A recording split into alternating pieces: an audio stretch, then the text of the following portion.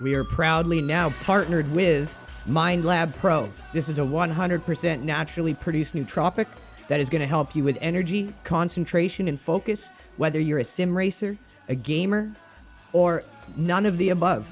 This is going to be good for your cognitive health in all walks of life. So check them out. Link is in the description below. Enjoy the stream, everyone.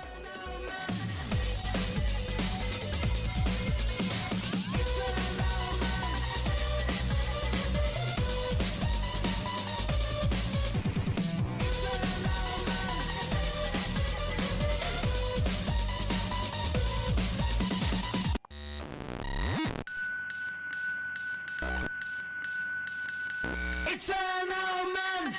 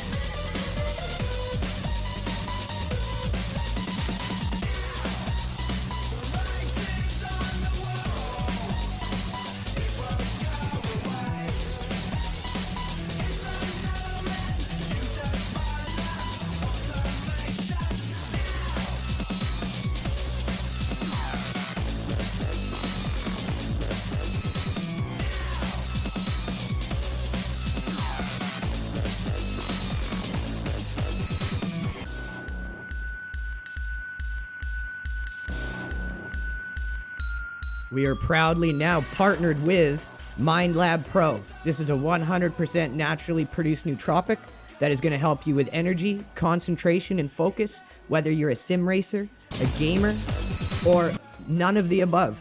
This is going to be good for your cognitive health in all walks of life. So check them out. Link is in the description below. Enjoy the stream, everyone.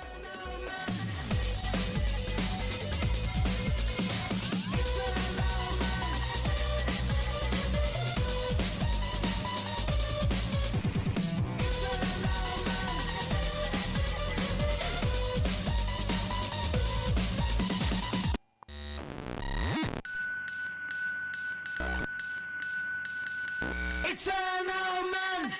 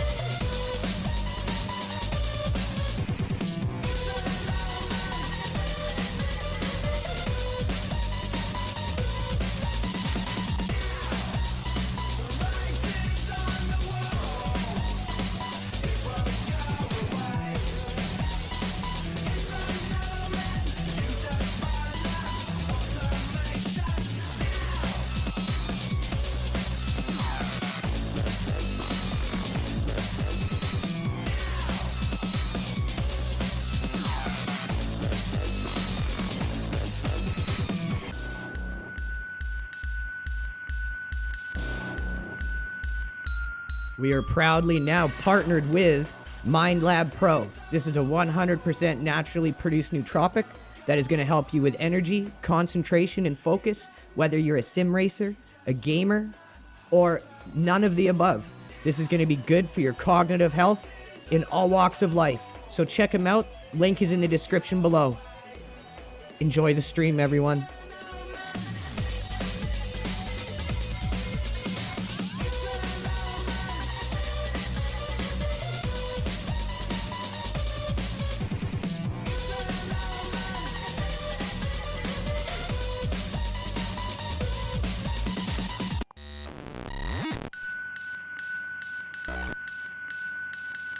It's an old man.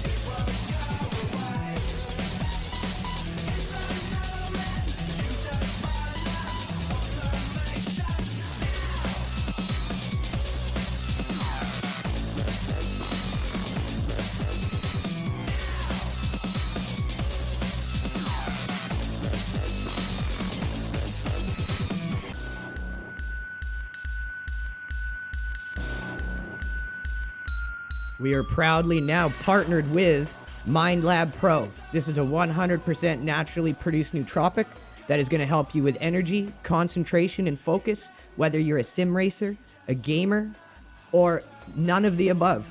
This is going to be good for your cognitive health in all walks of life. So check them out. Link is in the description below. Enjoy the stream, everyone.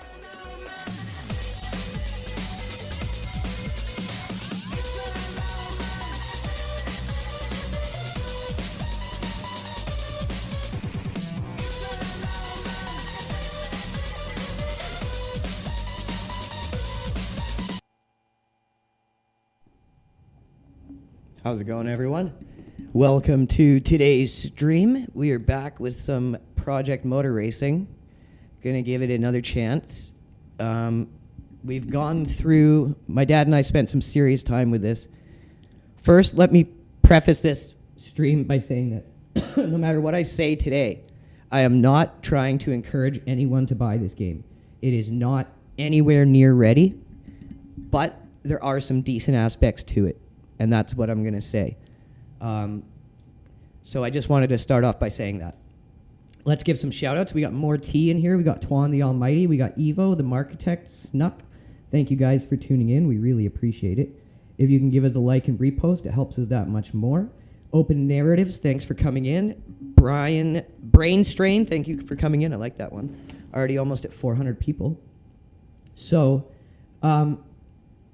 I'll start off by saying this. The game's force feedback is very, very detailed. It's actually, I would say, on par with iRacing, maybe slightly better. But the way they released it completely shot themselves in the foot.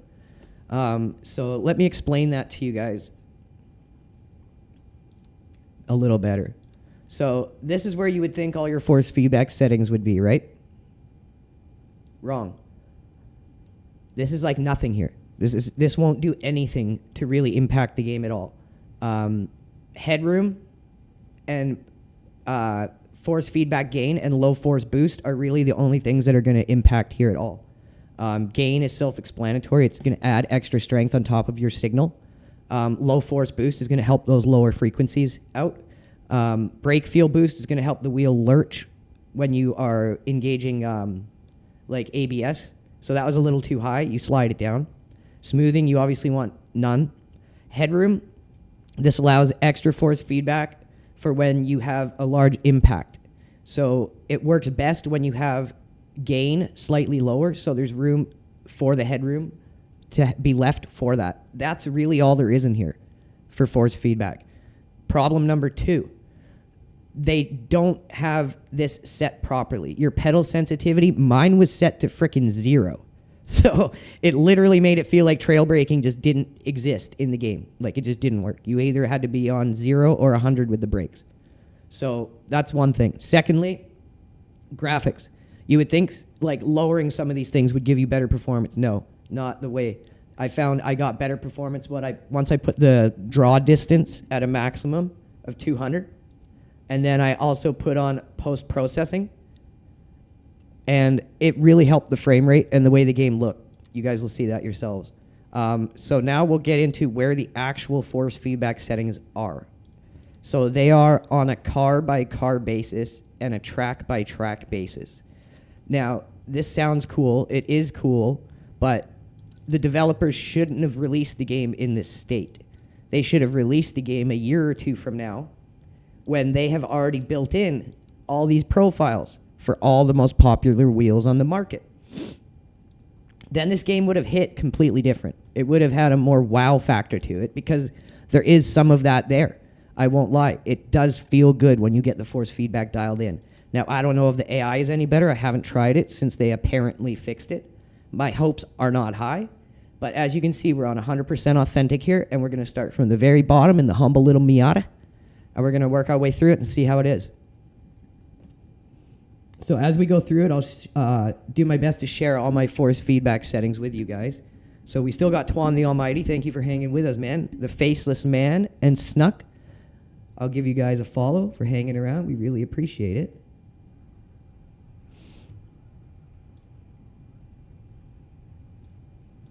But yeah, just let me remind you guys that I am just playing this to kind of see where the game is at with you guys. This is not me promoting this game. It's just me trying to make sense of it for some of you guys who maybe have already purchased it, but I am not trying to promote this to people.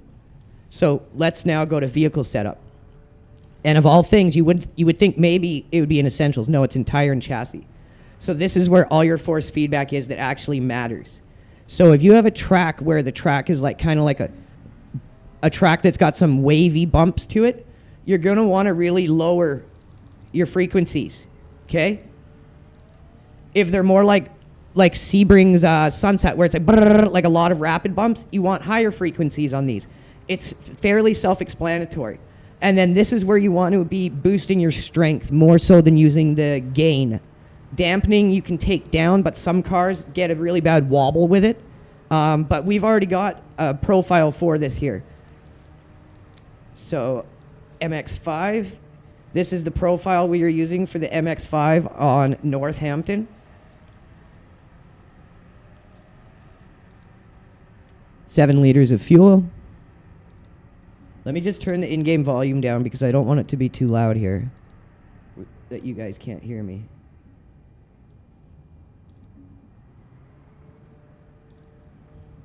All right, that should be good for the audio.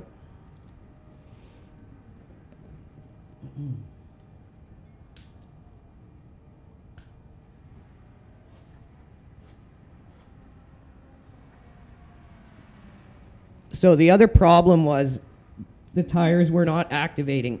They have fixed that, but we were able to fix that ourselves just by messing with the tire pressure and then resetting it. It stopped it from being glitched.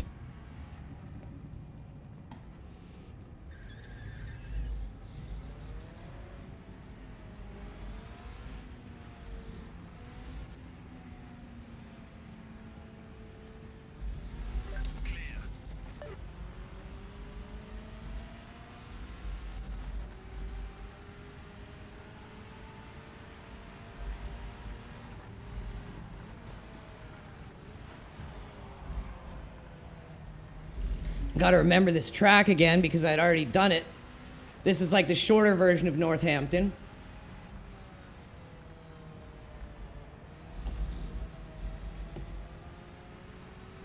So since we turned the gain up, now I can turn the strength down because my dad and I we had the gain really low. So we turned the strength up because we were trying to get that headroom figured out.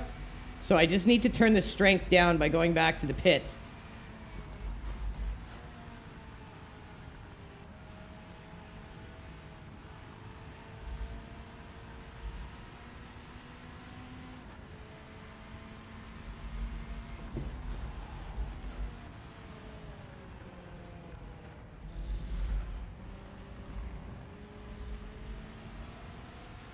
So let me quickly fix that, and then we will warm up properly.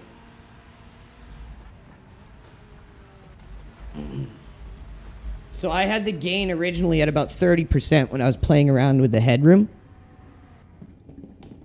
But it seems like with the gain high, you really don't need to have, well, not high, I don't have the gain high, but you don't need it this high for the strength now, apparently. I also find this friction kind of makes a little bit of vibrating in the wheel. And I think we could boost the low EQ down in the mid here. See, now that I'm figured it out a bit more, we can even probably get a better feeling out of the wheel for this track.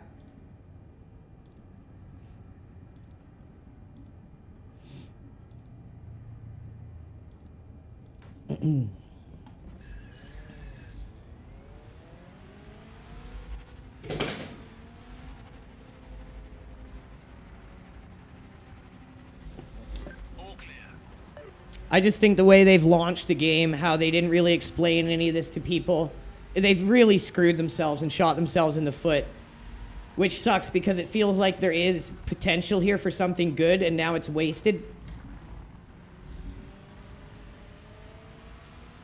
But yeah, you guys can see the car going up and down. I can feel every bit of that in the wheel, just like you would in iRacing, except maybe even more detailed because you're tuning it specifically for this track with this car. But iRacing has all that done in the background, so you don't even have to think about it, and then you just have to worry about your strength and little things. That's what this game should have done. They should have had all the profiles built in, and that's why it's like at least a year or two away from release. Like I don't know if you can see the wheel, but I'm feeling all of that like you would through the steering column as the suspension's going up and down over the more wave-like bumps.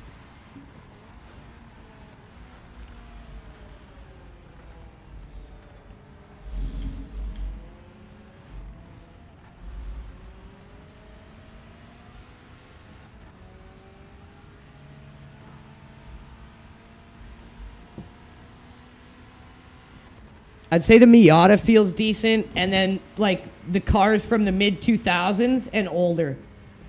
I'd say the tire model just doesn't feel good for the newer stuff. Oh, we lost it. We tinned it. It feels like it's more suited for the older cars that slid around a bit more, and it just feels like they've lumped a bunch of modern cars on top and hoped for the best kind of thing.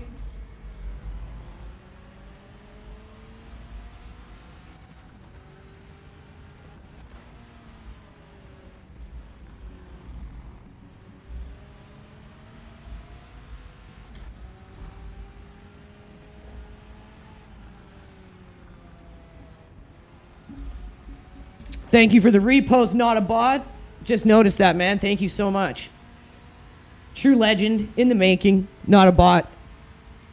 Soon to be joining the LRG roster.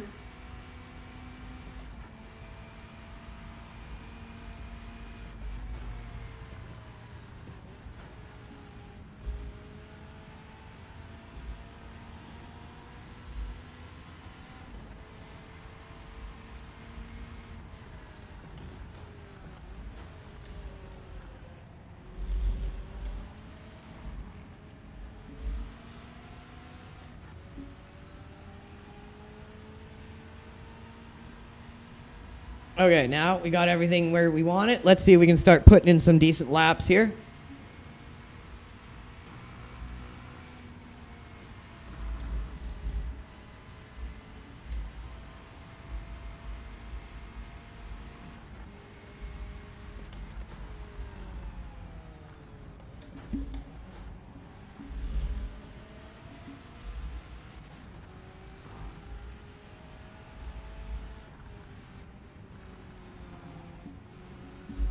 Oh, we're hitting the cones.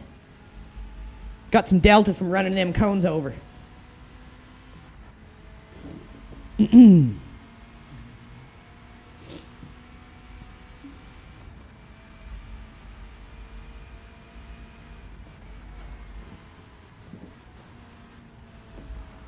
Okay, we had the fastest sector 2 there. Remember, this is on 100% authentic, so we're really going for it here.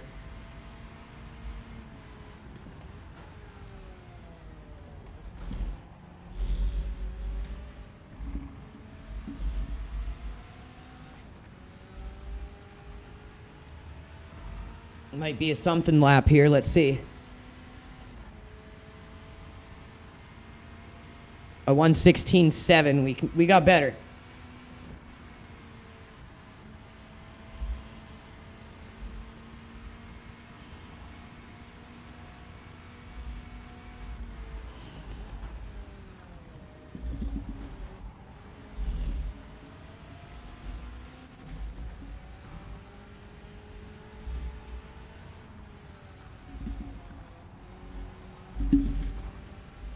Cleared ourselves a path.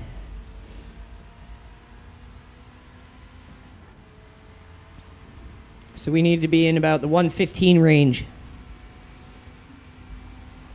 1 minute to go.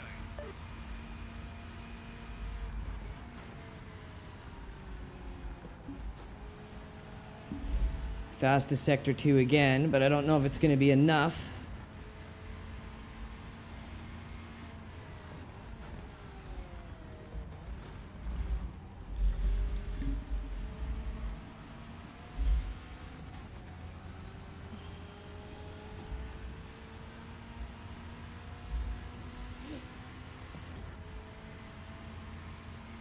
That was a bit better.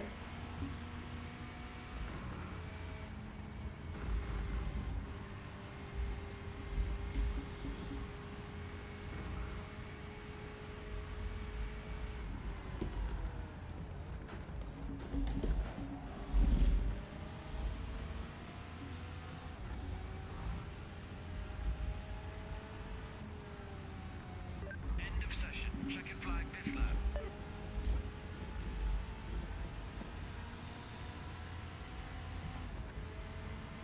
That was a good sector. Sector.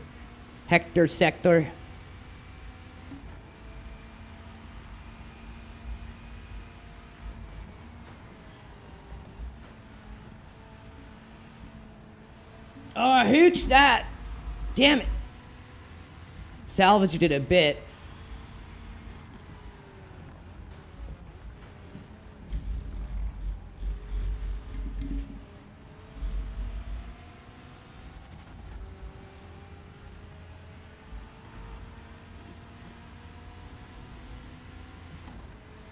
Damn, we lost some delta there.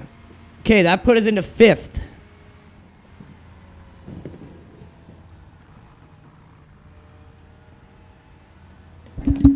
Fifth place.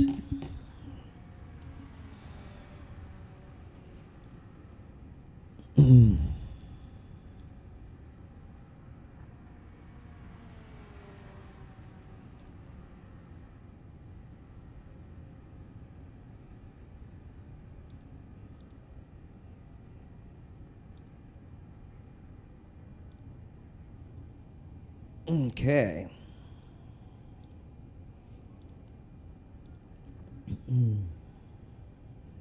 So if we can do 5th and not take too much damage here.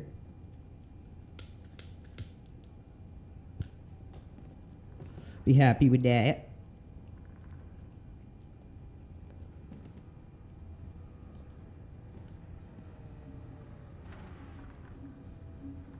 Observant Giza, Salty Cracker, thank you for tuning in. Very professional crab spy, Seth Meyer, the faceless man, not a bot, son of Godzilla, wife L, and O Informente. Thank you guys. Really appreciate each and every one of you guys tuning in. I mean that.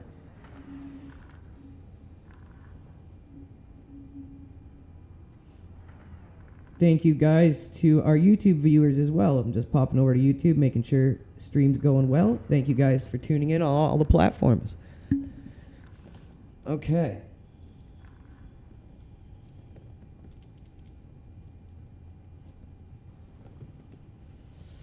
All right, let's get out there and qualify.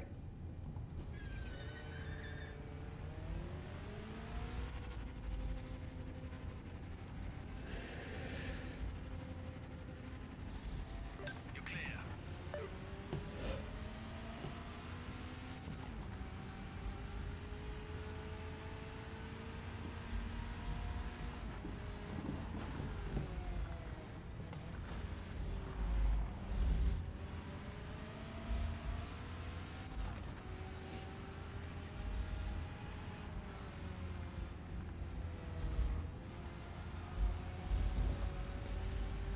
Excuse me.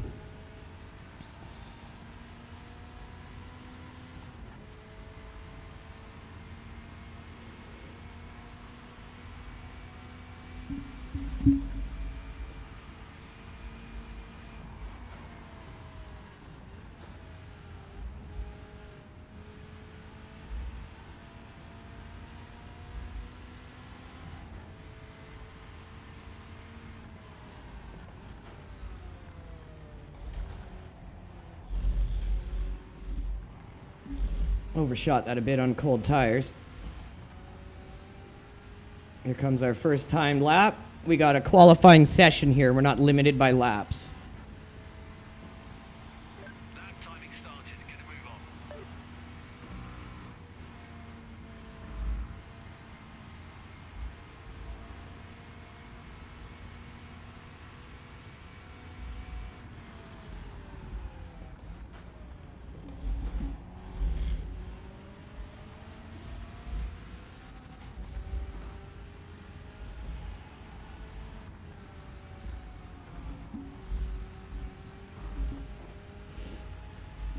One cool thing that does actually work well in this game is you guys can see slowly that there's now a rubbered line forming here. That's totally organic and natural depending on where the cars drive. It's actually kind of cool.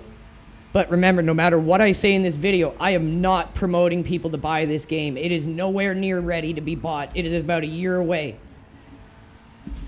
Maybe 2 years even. Is there some good to it? Yes, once you figure out the force feedback. But again, that should have all been done on the back end before the game launched. And now they've just done such a terrible job of launching it, I can't see them recovering. Which is a shame because, like I said, there is some good stuff in this game through the force feedback. Okay, we took second with our first lap. Not sure about the AI. I haven't really tried it yet since they've updated it. So we're going to go through this career mode on authentic and see what it's like.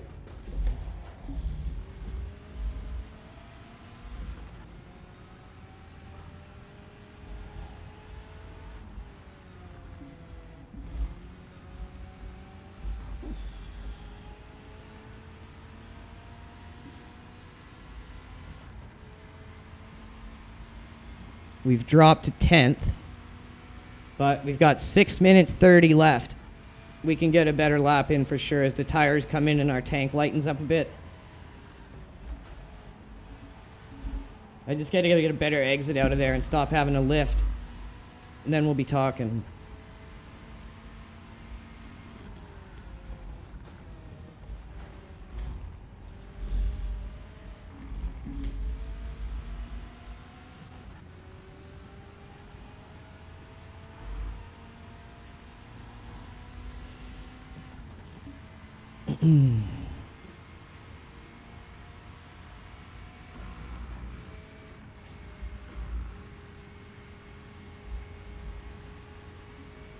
The rubber marbling is ridiculous. Like, there's so many chunks of marble, it's just over the top.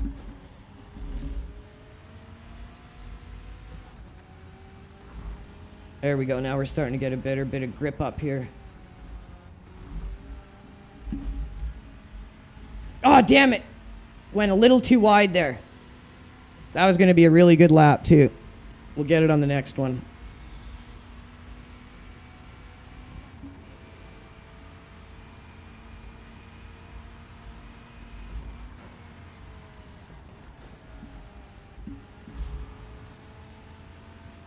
Session ends in 5 minutes.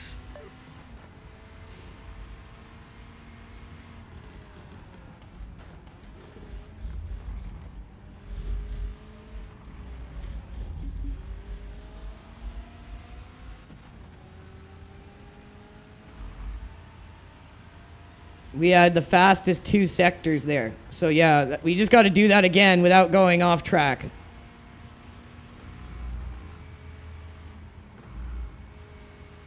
Oh shit.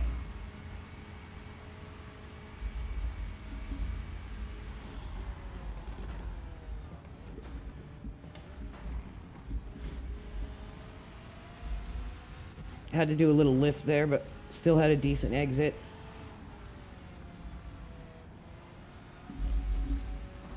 There we go. We didn't go as wide that time.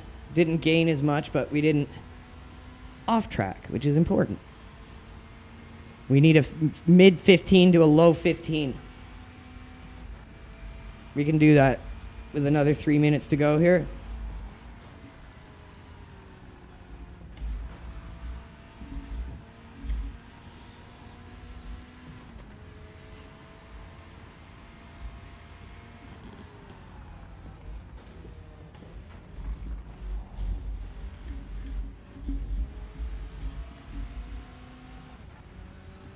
Better, but we can do better than that.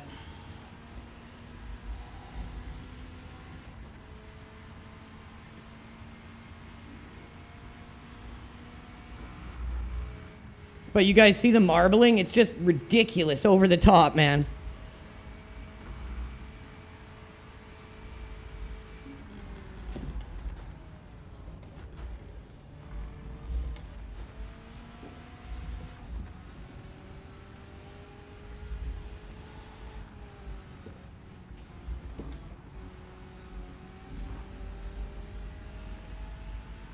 Fastest sector 1.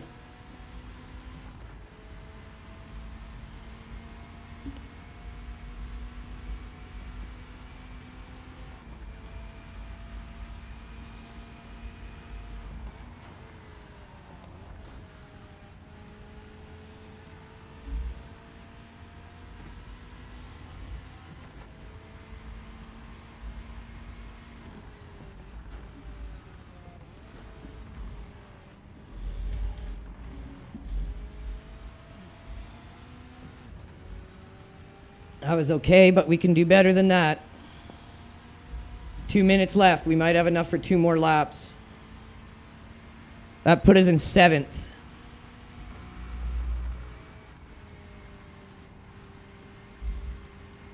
Didn't get a very good run through there.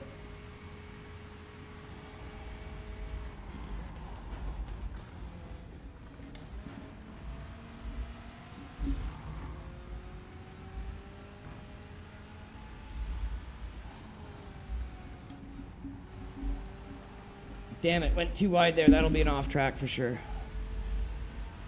Man, our left front is overheating so bad, and you can really feel the lack in performance. That 15.5 might be our lap, but we'll see.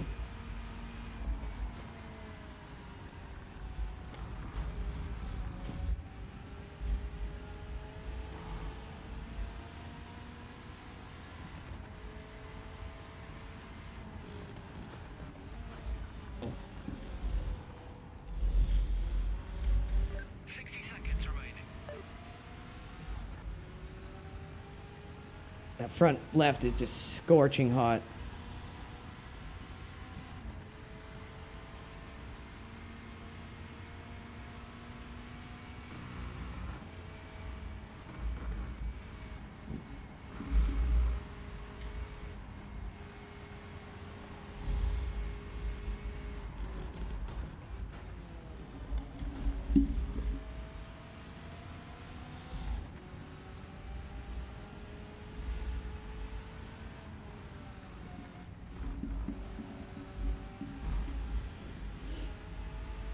Got bumped down to 11th.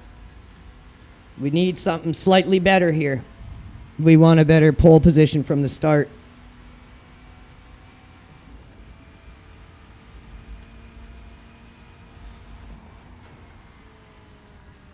Second flag is out. Session finished. Damn it, I lost some of that delta, the sweet, sweet delta.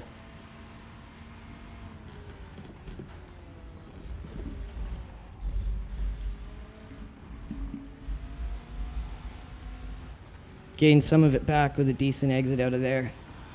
That should move us up.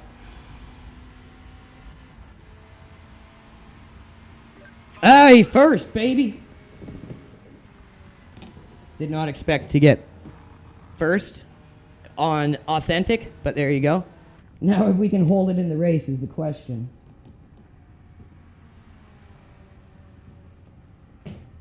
That is the true question. Have a little smoke about it first.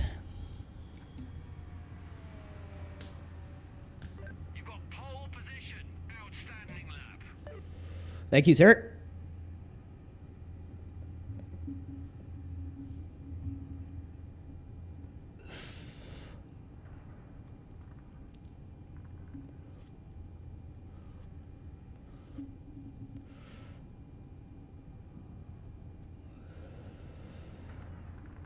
So they're all in the 15s. This is going to be really tight. I really hope they fix the AI and it's not just getting penis music the whole time.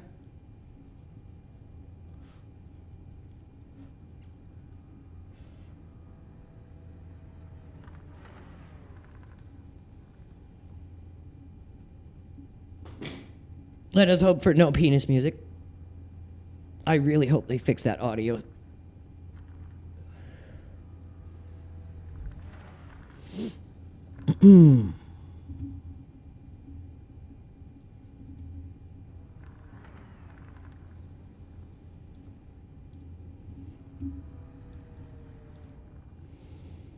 Okay. Focus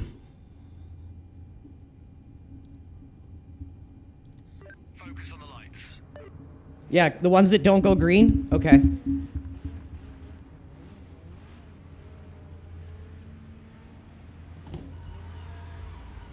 Oh, we laying rubber into MX, baby. Oh, shit. We're gonna get penis music, aren't I?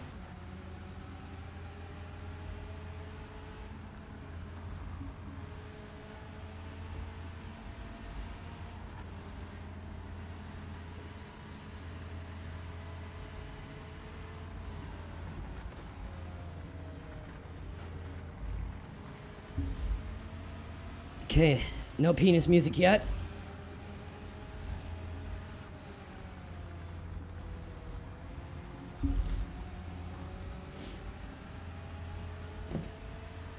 Go, my trusty steed, go!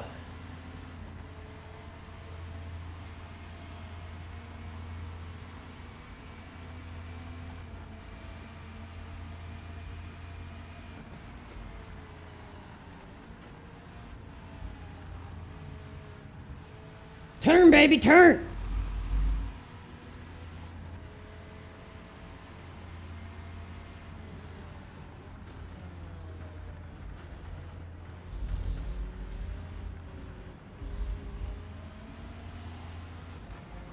If we can just hold second, I'll even be happy with the second place with low damage.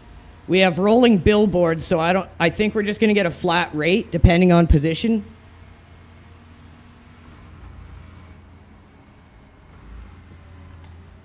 We'll still try to go for the best position we can get in case there's some kind of bonus.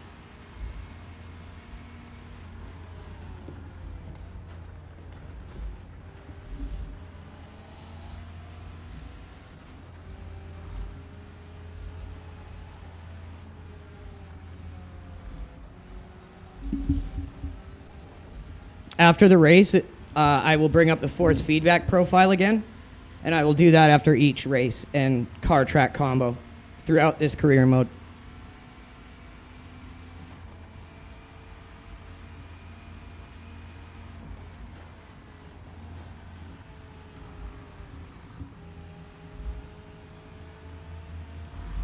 Excuse me, sorry guys.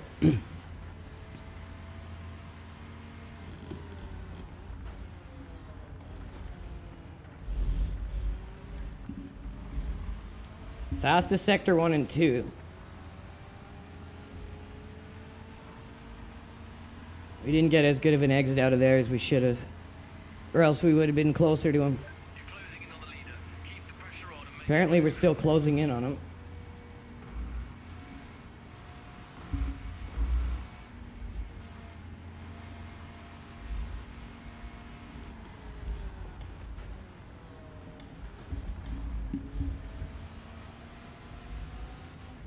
We got 5 laps to go.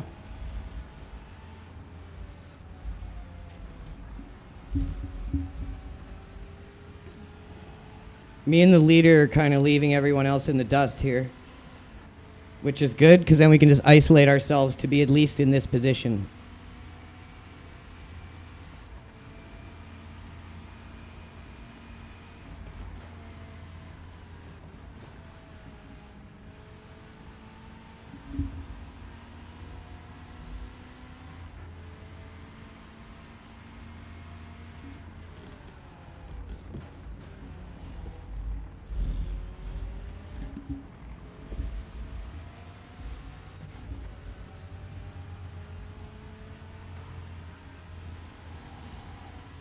Got a better run out of there and closed in on him a bit.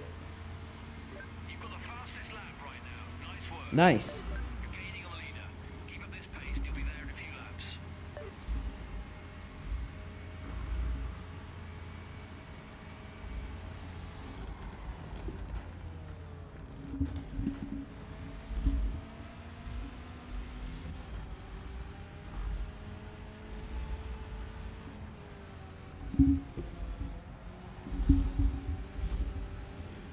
Not sure when the draft kicks in this game. But yeah, I don't know if you guys can see the wheel. Like there's a lot of detail coming through.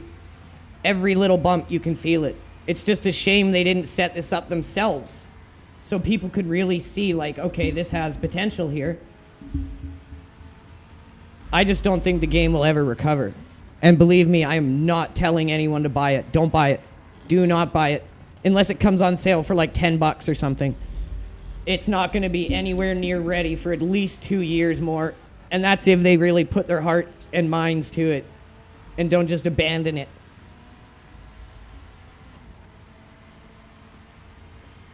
Your pace is strong and you're catching the leader. Keep on it, mate. Now we're getting some better grip through there.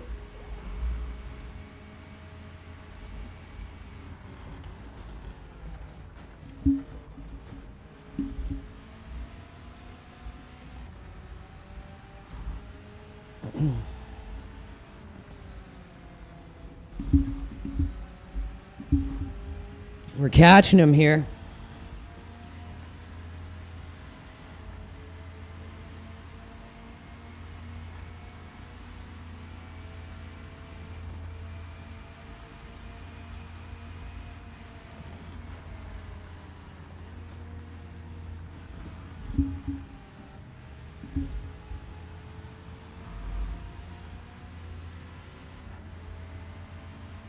It's just me and you, Jake Hodges.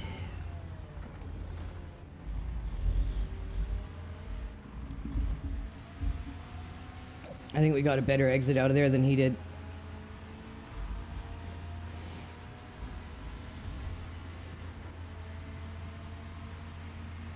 Two laps to go.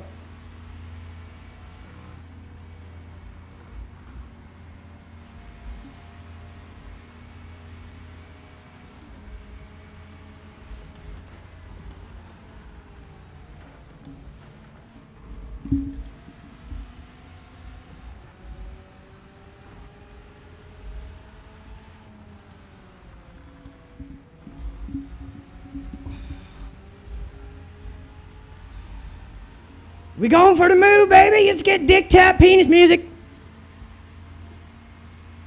Come on, my trusty steed. Go, bitch, go.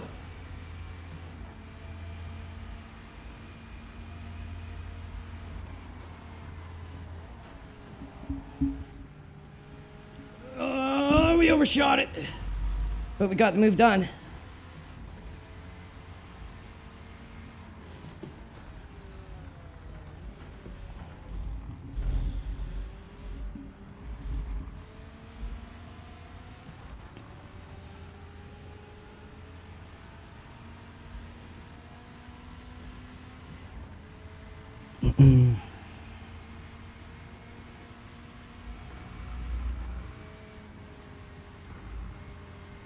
Two more laps, this and one more.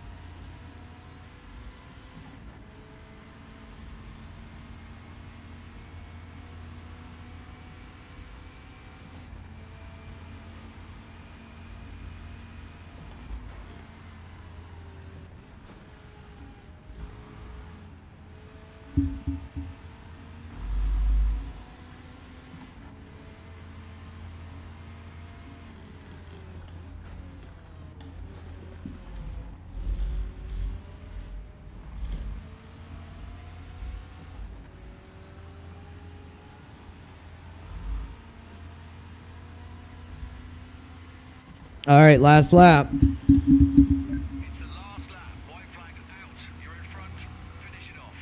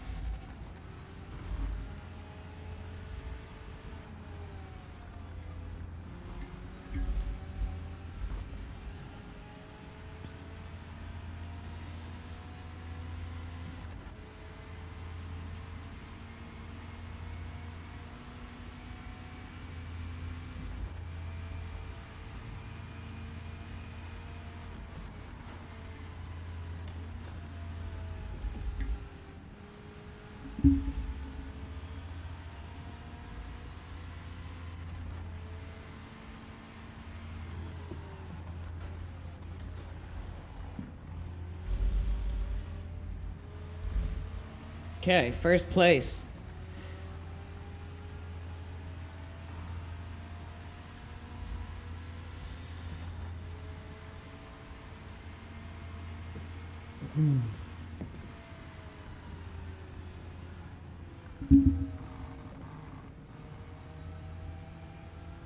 That's P1, mate.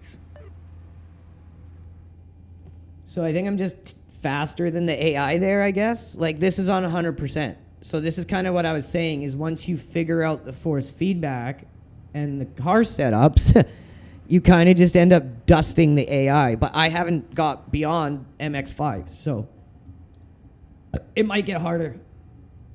And that's why I wanted to do a career mode Let's Play and just go through it and see just honestly what it's like. Sorry, I'm just trying to make it so the mic is higher so my arm doesn't keep bopping into it.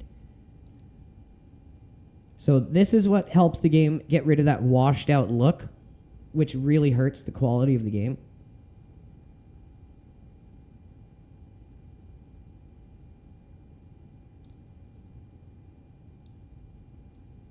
Everything else through here you can play around with. This is the one that I had off before, and I was getting way better performance. So there's certain things that having them off or low will actually help, but other things will actually hurt the performance. So next up we have Derby. Oh, wait, did we have any damage from that race? $0, baby. No penis music.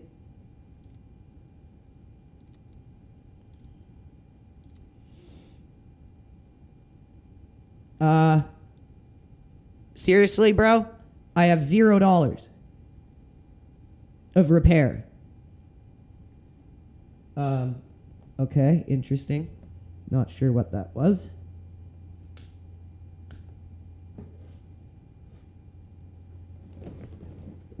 Okay, Doobie Darby. I don't know what track Doobie Darby is. Well, I know what track it is, but I don't know what track it's supposed to be, is what I'm trying to say. Is like, I've raced here, I know it, but I don't know what it's trying to represent itself as.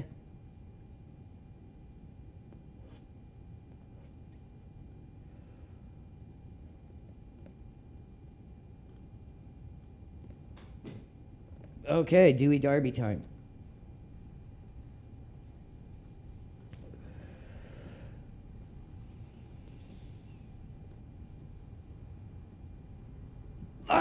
That's hilarious, dude. Best description I've heard yet, not a bot. And of all places for force feedback, under tire and chassis, like, come on, why wouldn't it be under essentials? And you can see, this is how it's set up every time. And they have the dampening cranked, so you have to come up with your own setups, or the game is just garbage, man. Like, utter garbage. And the more you figure out the force feedback, the more you can kind of dial it in and get it feeling better and better. But this should have all been done before the game released. That's the problem. It would have hit differently.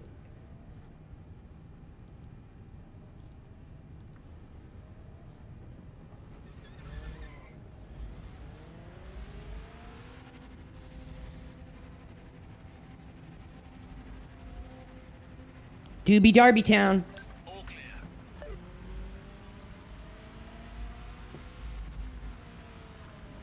Does anyone know what track this is supposed to be?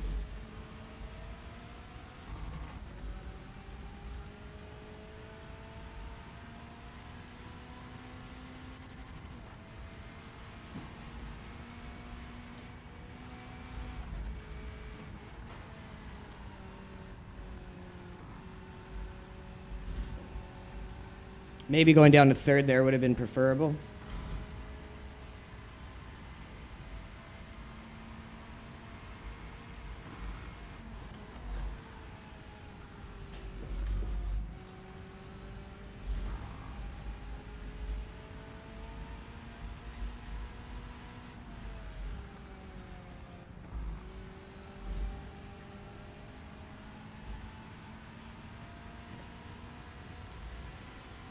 I would say the problem is, though, once you get the force feedback figured out on a track-by-track, car-by-car basis, like, again, they should have done, the force feedback is far superior to any other title except maybe iRacing. I'd say it's on par with iRacing for sure. But you have to figure it all out, which is just dumb. Like, iRacing, it's not even a thought. It's all taken care of. You have to just worry about the strength, the dampening, the smoothing, that kind of simple stuff. It's like here, you've got to do all the back end work that they should have done, like the frequencies for each track, depending on if the bumps are closer together, further apart.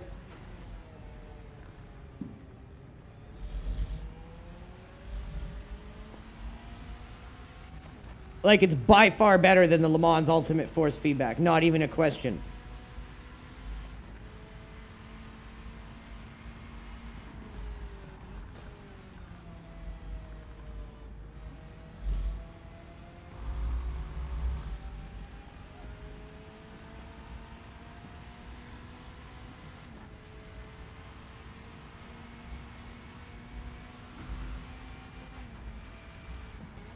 I'm not really sure how fast we can take this little fucking thing through here, but we chucking it!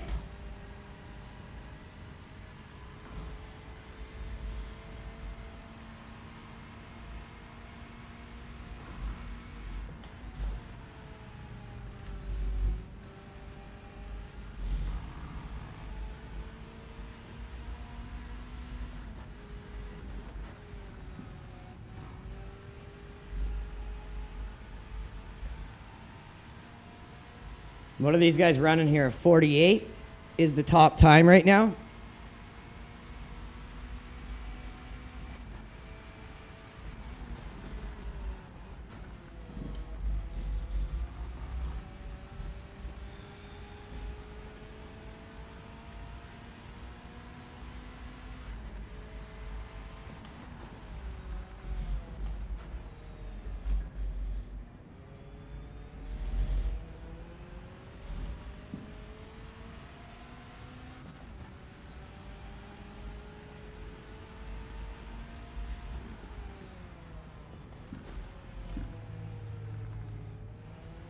Man, I hate that last corner. Now their times are coming down a bit to 48. What are we going to hit here? 49, a low 49.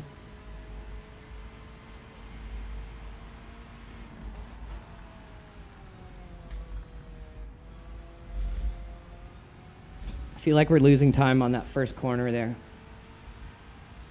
5 minutes left in the session.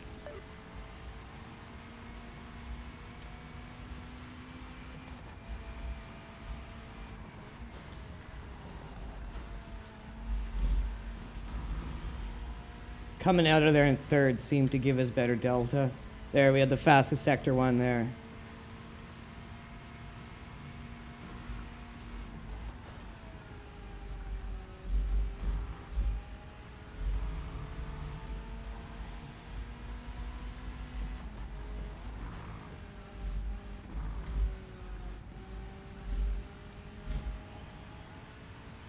Pissed away some time there. Fuck that up.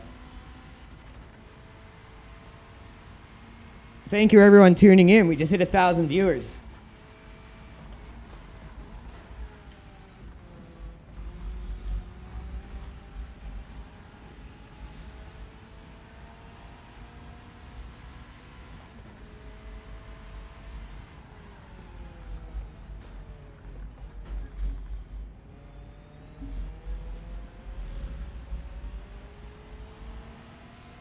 They've gotten their times down to 47s. Jeez. I know I'm blowing this corner. Oh, I had it, and then I screwed it. Oh, Jesus! Damn it. Thank God this is practice. Oh, another thing I really don't like is this is supposed to be like a hardcore realistic career mode. How come there's only practice and then qualify? They should have it so you can buy track time and come to the track. And if you can't afford it, you can't afford it. Or if you come to the track and there's a bunch of other cars out on the track, maybe you don't get as much laps as you'd like. Like, stuff like that would be cool. Like real life, you know?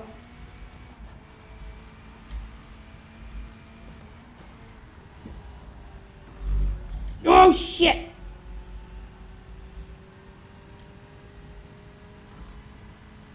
Okay, we hooched this lap. We might not be having as much success here as we did on Silverstone.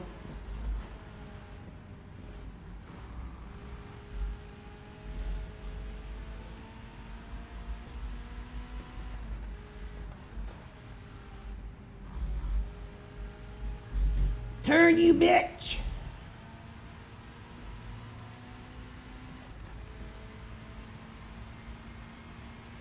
Still got 2 minutes left in practice here.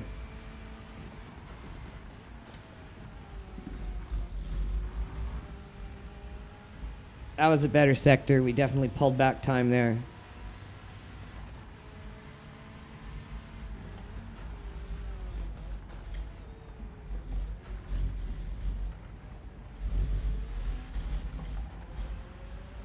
First, not a good gear there. Thought it might give us a better punch out.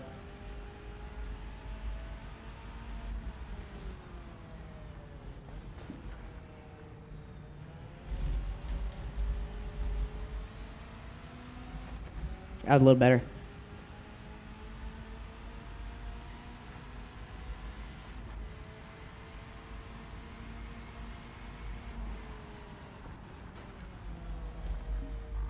Oh, I totally screwed that up.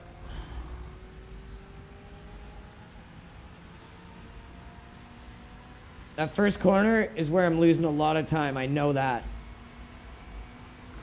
And I don't know if I'm coming through here too hot and losing time, being sloppy through here. There, that felt like I was cleaner just coming right onto the gas, and look, we gained way more delta. So yeah, I think precision through there is the way to go. 1 minute remaining.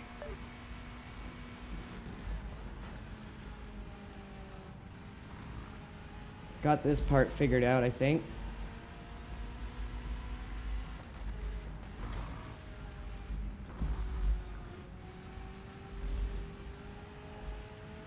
There we go. Now we're up over a second almost.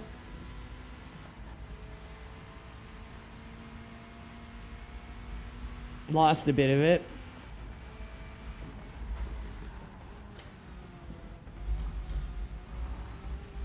Still gave us the fastest sector too.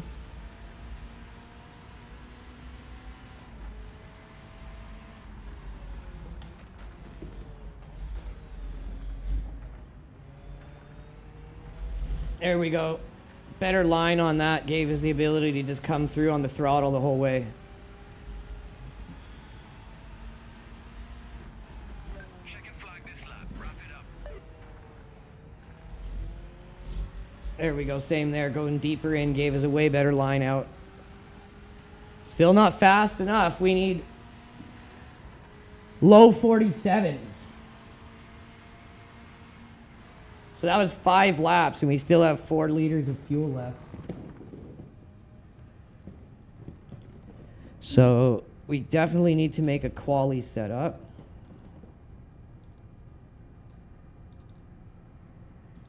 Put 6 liters in it. Call that quali.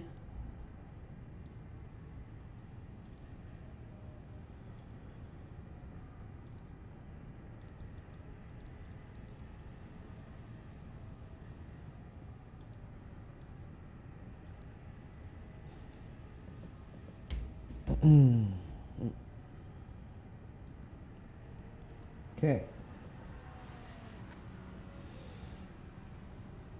Might not be able to put a good performance here like we did on Silverstone, but we'll do our best. I think coming out without damage is important since we're just rolling billboard mode. We're going to get a flat rate regardless.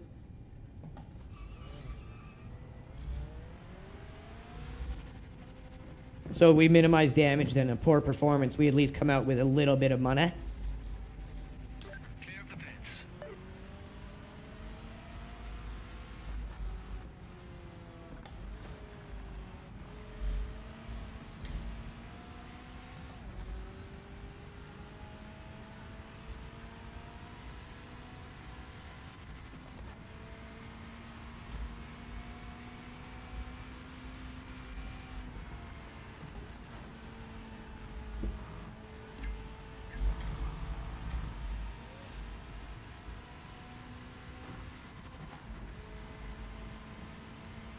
Might be us smashing off the rev limiter a little too much here. Issue would be like, what are you doing, man? Shift the car, sir.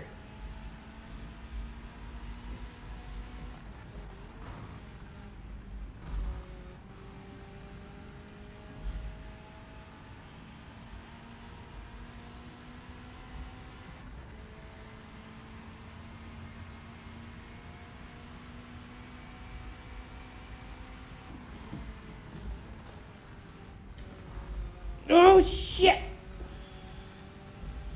That was too close for comfort.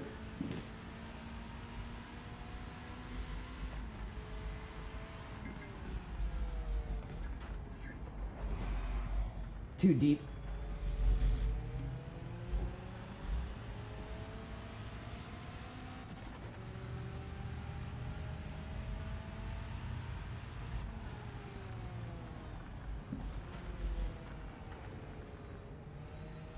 That is such a hard corner to get right.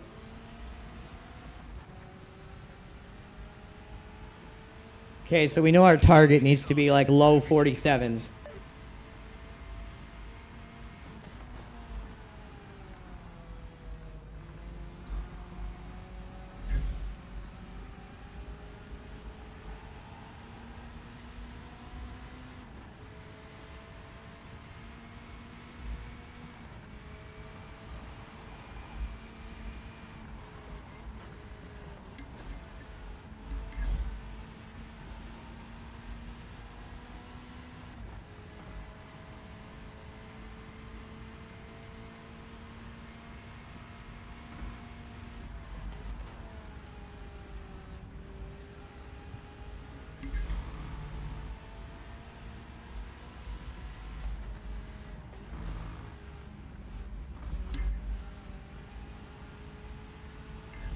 Had to micro lift there, could have done that better.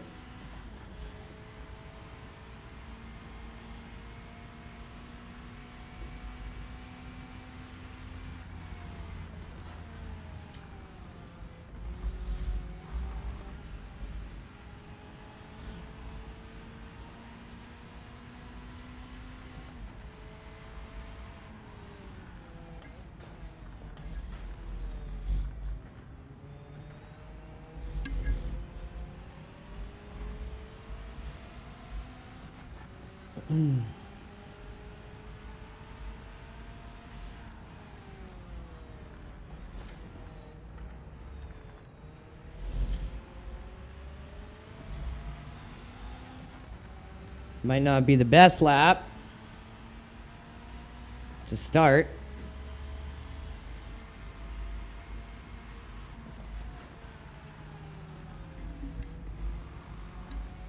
Ugh.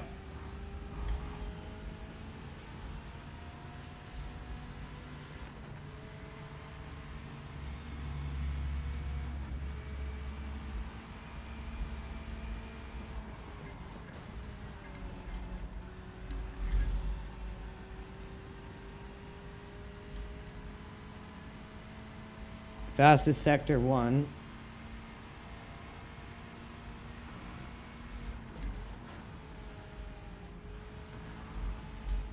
Oh no.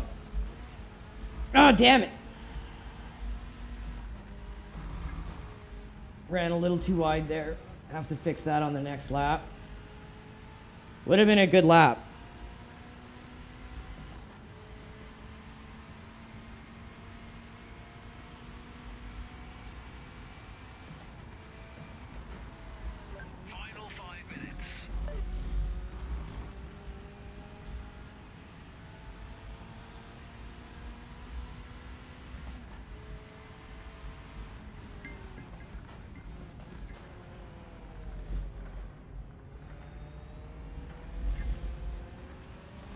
Oh, wow, we gained a lot of time through there. So hitting that corner right is so important.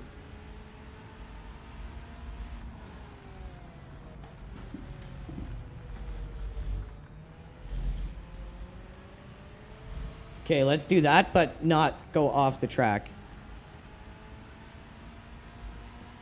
Still got 4 minutes.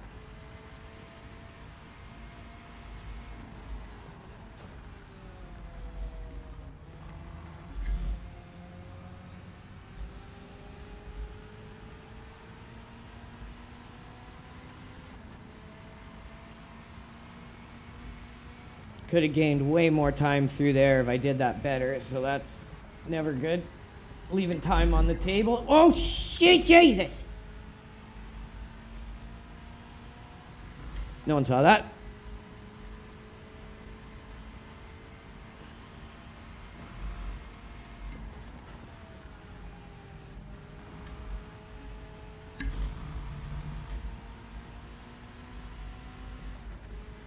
Damn it, it cost us so much time.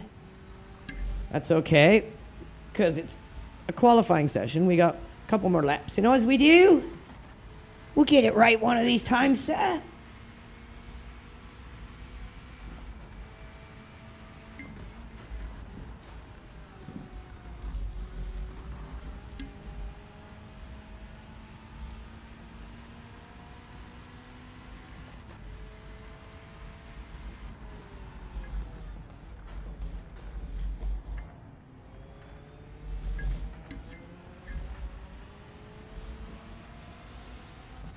That one's hard to hit right. We gained a bit of time, but not nearly as much as the last one.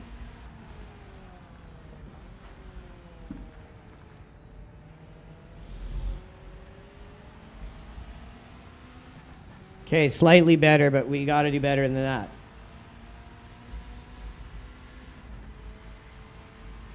Probably got 2 to 3 laps, maybe more.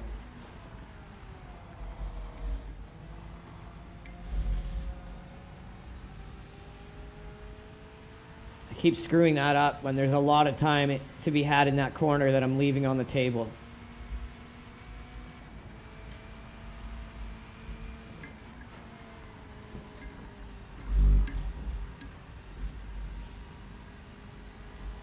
That was dirty, sloppy, but it worked.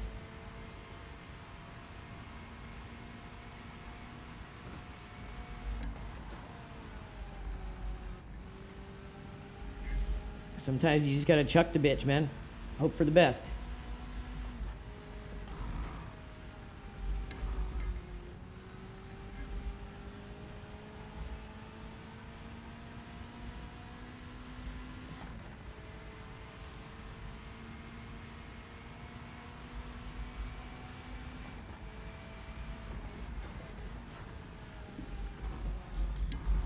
Holy shit!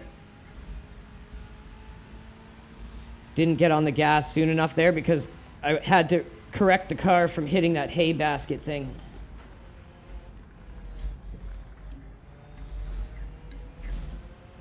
There we go, we hit that right. So it's like you want to go far out to the left, but not deep into the corner.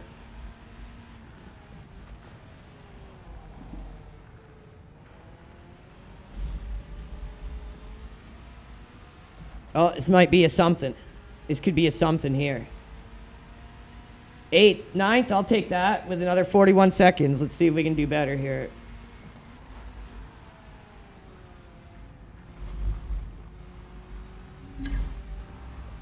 There we go.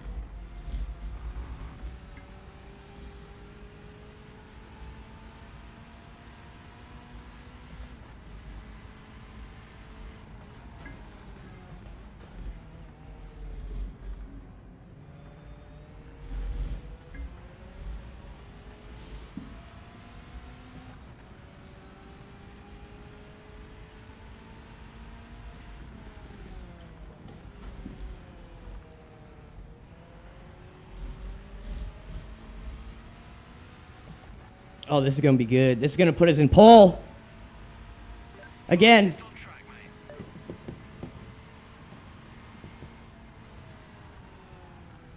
I don't know if it's just too easy, but I don't drive MX-5s. I'm like a hypercar and prototype driver. Everyone knows that.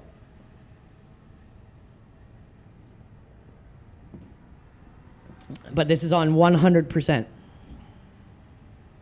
Authentic.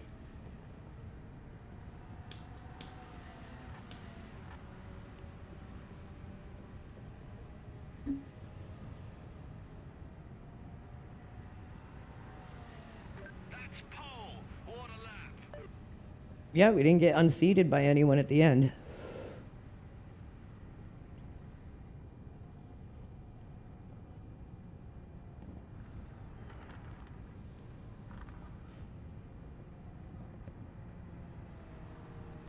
Right to the M2. Yeah, I didn't have the M2 when I got into iRacing first. That car wasn't in the game. So I had to suffer and get through the MX-5s. And I hated that car because it's what I had to use in the World Sim Series with Assetto Corsa before I got into iRacing. Oh, not an MX-5 guy. So, I don't know. We'll see, though, because this could just be authentic at the MX-5 level. Wait until we get into faster cars, and then we can really see if I'm going to get absolutely tuned up.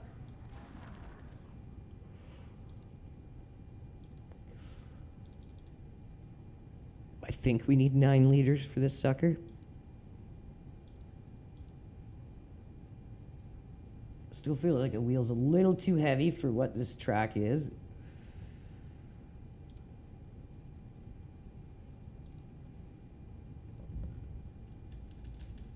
So that one we're going to save over the race file.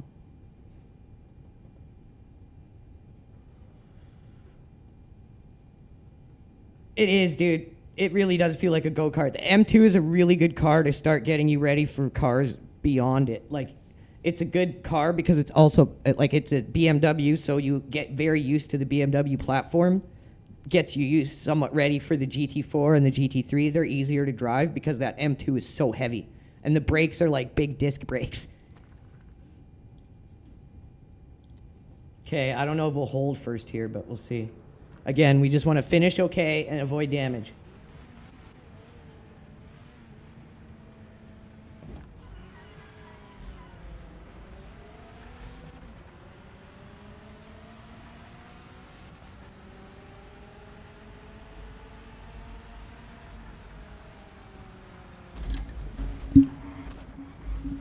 Okay, not sure about that AI.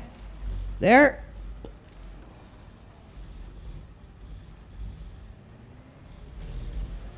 What happened there? We're gonna have to watch that back.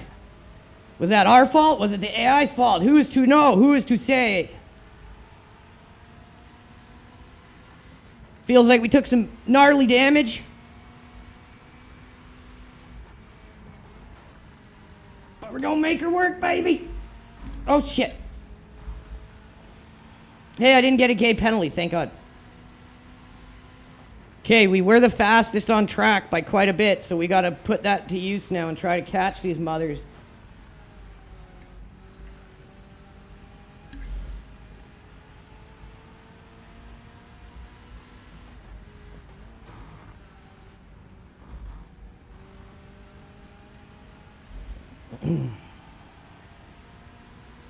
See, I don't know if that was my fault or not, because I was on the inside going into that corner. So having a crew chief spotter would really help, but crew chief doesn't work with this game yet. So I'm not going to blame that until I watch it, because that could have been my fault on the inside line there.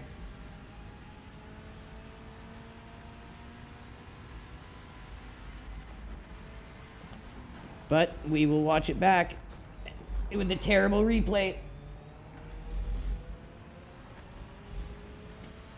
If we can just finish and go for maybe a top 10 here to recover.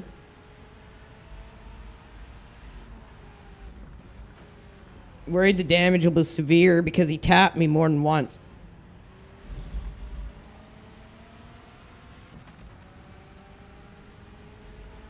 She's a little gnarled out, but we'll make it work. We got 6 laps to catch up here.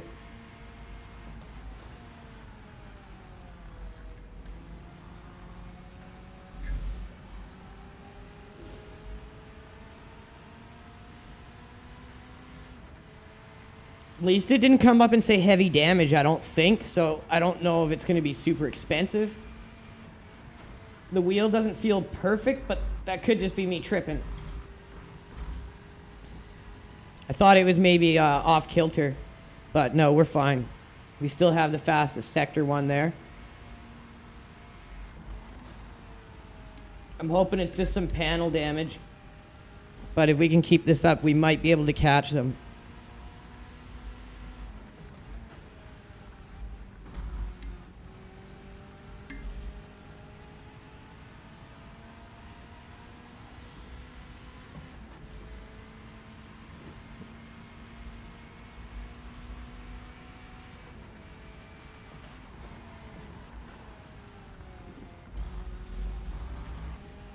Fastest sector 2, that's what we need if we're going to get these guys in time.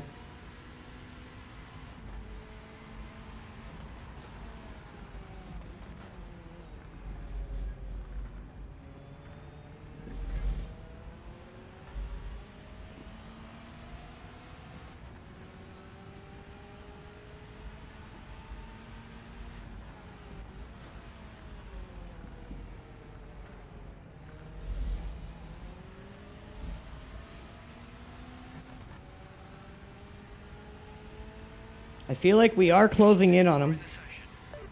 Yeah, we're the fastest car in the session, so we're definitely closing in on them. By how much, I don't know. And if it's going to be enough to get us there before the end of the race. Because these are quick laps, and there's only 5 left.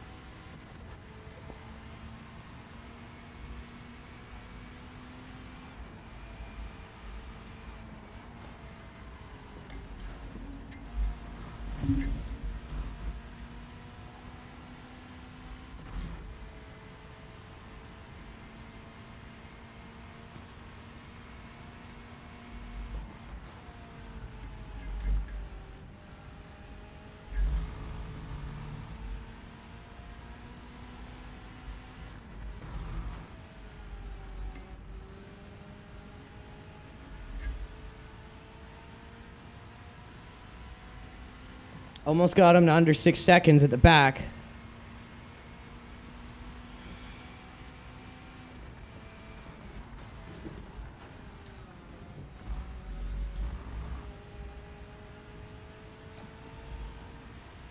I'm not sure if it's coming through on the camera with the force feedback on the wheel, but it's actually really good. So I'll put this profile up. I should have put the other one up at the end of the race, I forgot, but I'll make sure to do it here. And because we're on hardcore or authentic mode, I guess you call it, we're going to take it as it comes because we'd have to restart the whole career mode otherwise.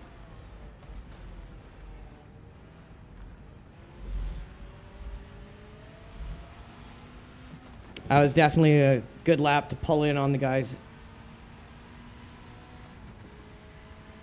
But 4 laps to go, I just don't know if it's enough time.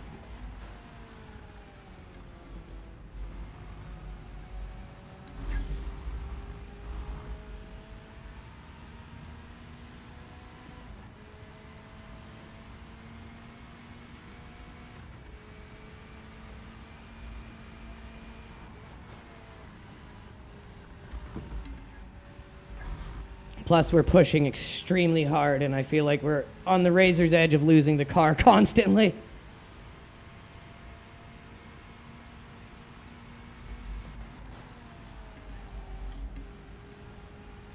This is not a track I know well like Silverstone. I was happy we qualified P1, but again, that might have been my fault taking the inside line there, and there could have been a car there. It's just I didn't notice, and I didn't honestly pay attention, which that alone is on my fault. It is on me, but I don't know. We'll see what the AI did, how it reacted to me in the replay. But yeah, if they could get crew chief working with this, it would really help. Because the in-game spotter doesn't call out stuff like that. Oh, we overshot that bad. Made it up on the exit a bit. Only 4 laps left, 3 and then the last lap.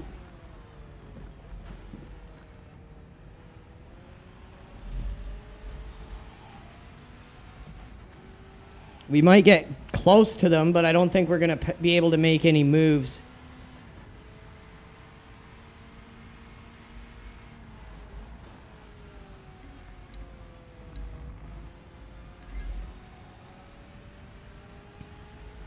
But we won't be last.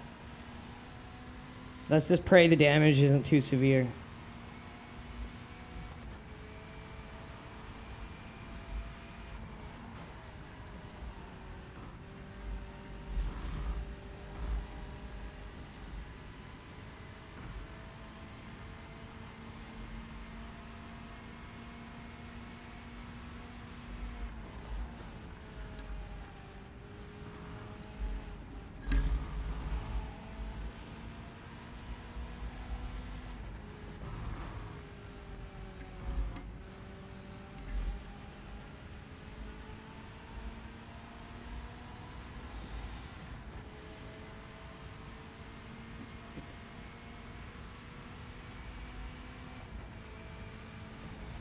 Fastest sector 2. Yeah, we had a good exit on that, which has really helped us close in.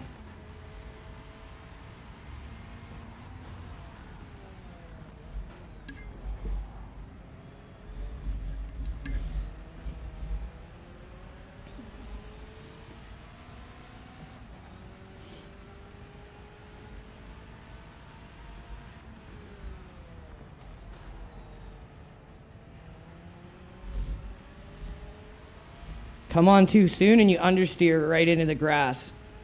Come on too late and you lose a lot of time. That's a tricky final corner. I feel like those blind apex corners are really VR and triple screen corners. Like they really benefit from having either one of those things.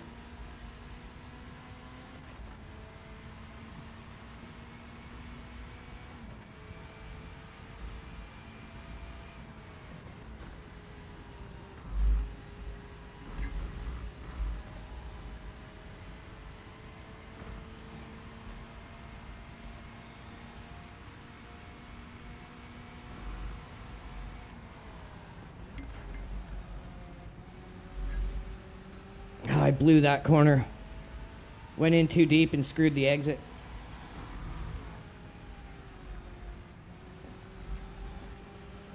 We're still making decent time at closing in on them. We got 2 laps left, but I just don't... like I said, I think we'll catch them, but I don't think we'll have time to make any moves around them.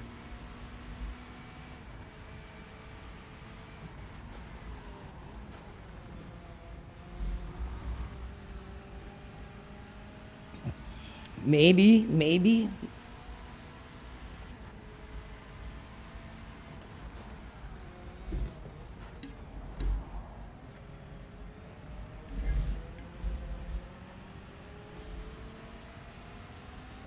We got this next lap and then the white flag lap, and that's it.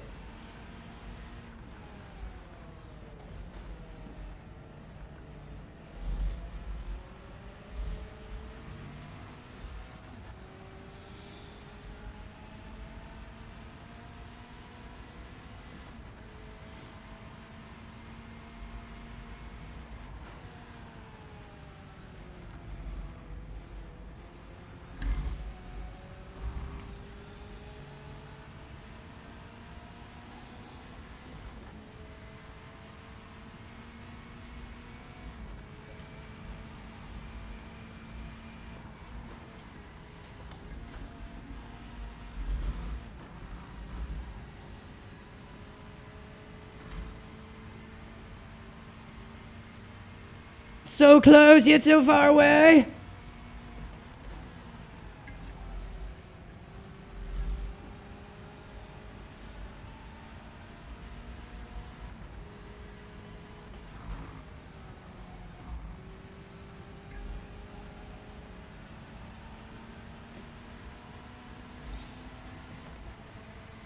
White flag lap coming up.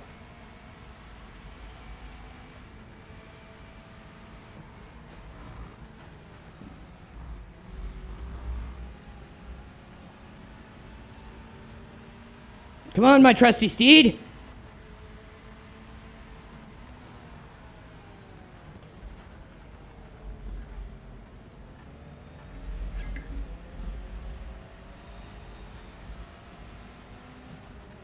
If we stay close, we might be able to get 10th here.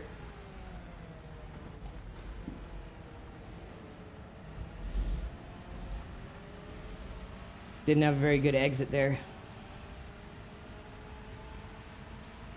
Last lap, mate.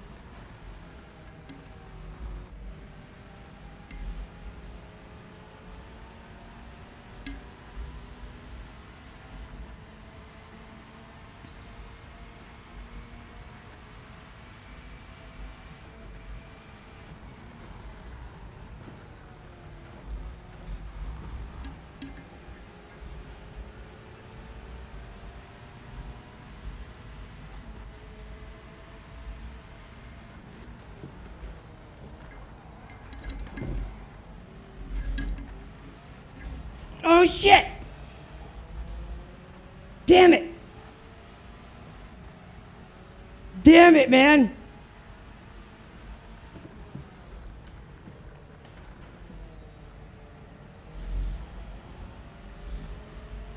Got too greedy. 11th.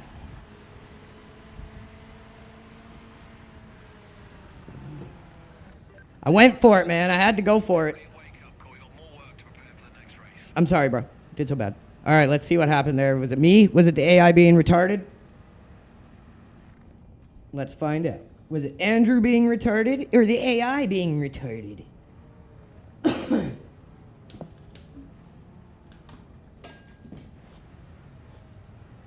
Like I said, it very well could have been me, oblivious to whatever was on the outside line, trying to take the racing line there.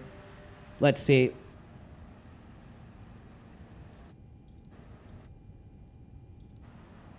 No, I think it just quarter paneled me there pretty bad, actually. It just turned into me oblivious. Like, sure, like, I'm there, right? But at the same time, it is, watch, like it is reacting like I'm not there. Like I didn't turn into it. I was just taking my line. It could have continued on its line, but it just turned right into me. So that still tells me the AI is not where it needs to be in terms of its awareness.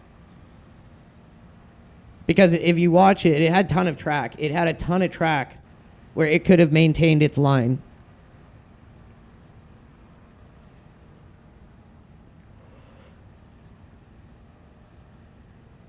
See, it's almost like it fucking lasers right to me. Like, look at it could have just stayed maintaining this distance between this green car and itself and carried through the corner with me.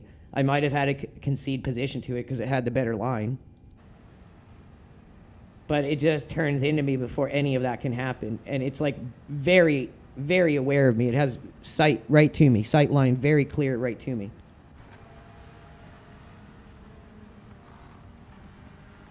$3,000. Watch it be like $80 jillion in repairs.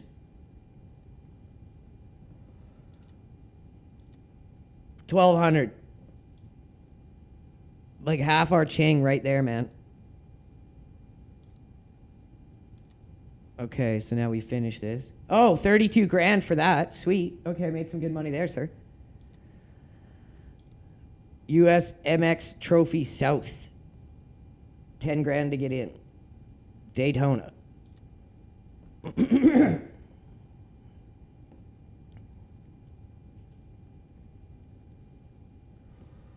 Thank you, everyone who's tuning in and joining us. We really appreciate it. if you guys can give us a like and give us a repost, helps us out a ton. To our YouTube audience, thank you guys for joining us as well.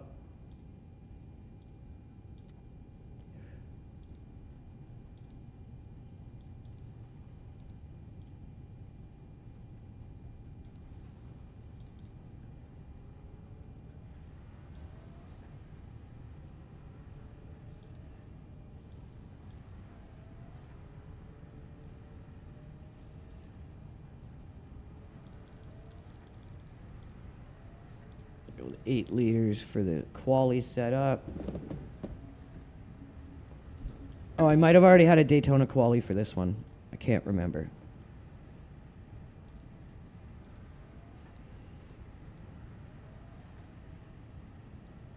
Yeah, we did.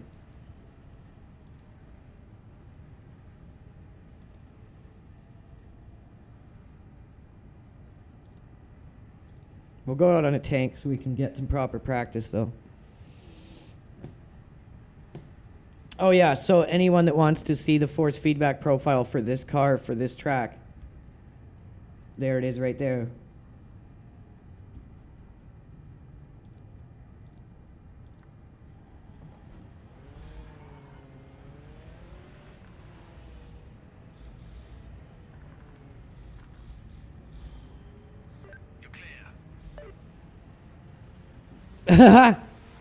Yeah, you'll need a round wheel for that probably. It's hard with rally. I didn't even think of truck simulator.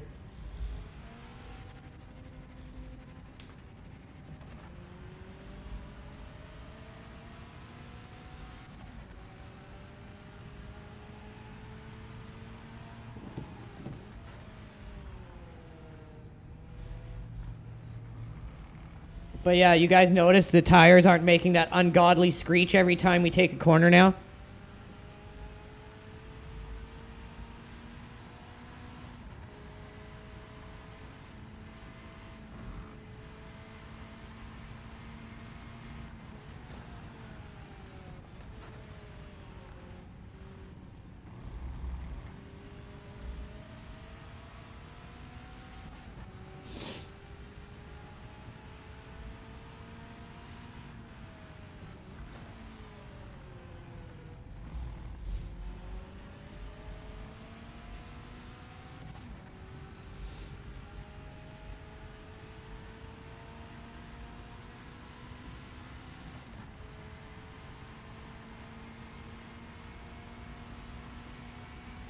The good thing about Moza Pit House, though, not a bot, if you have it open, do you notice all the different wheel angles? Like at the home page, it shows you like where the picture of your KS wheel is. Below that, it gives you all the different values for the wheel lock range. It has built-in wheel lock for like big rig trucks. And it will feel amazing when you get a proper round wheel for it.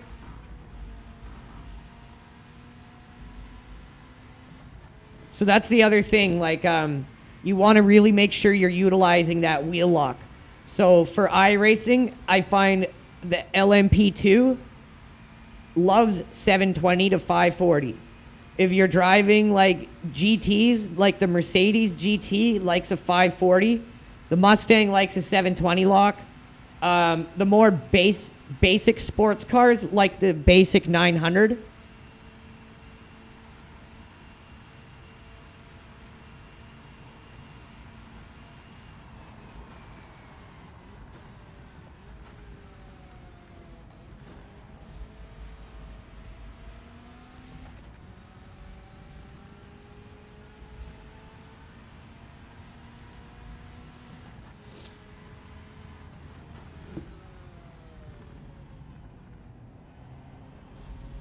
Maybe go down to second there.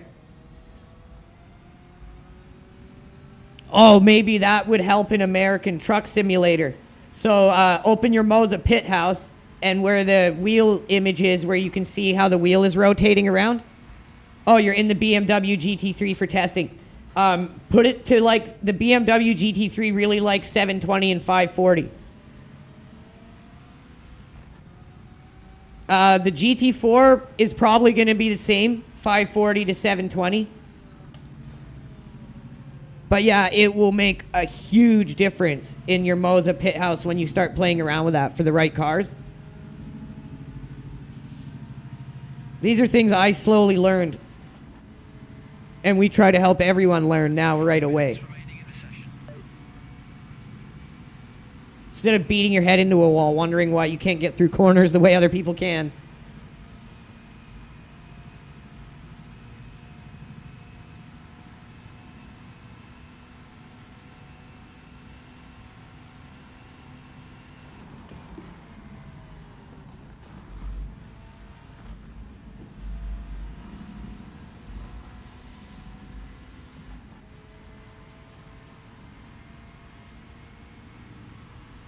But yeah, if you play American Truck Simulator, you want it on the other end of the spectrum. I think it goes up to like 2100, and if you hover your mouse over it, it will say for large trucks. I think 1800 and 2100 are both for like large rigs, like semi-truck rigs.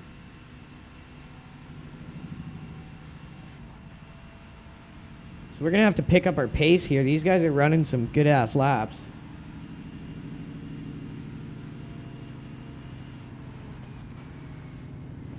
But we blew the gears in a few sections, so I think we're just off by gears. Let's see if we can fix that.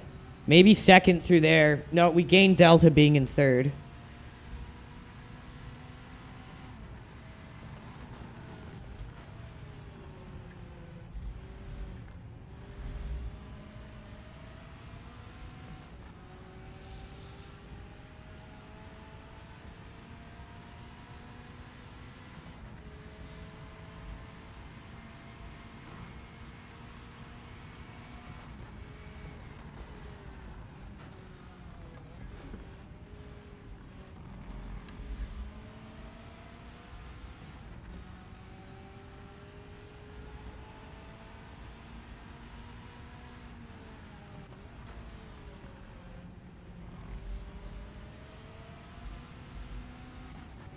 There we go. Now we're having a way better lap here. We were way off.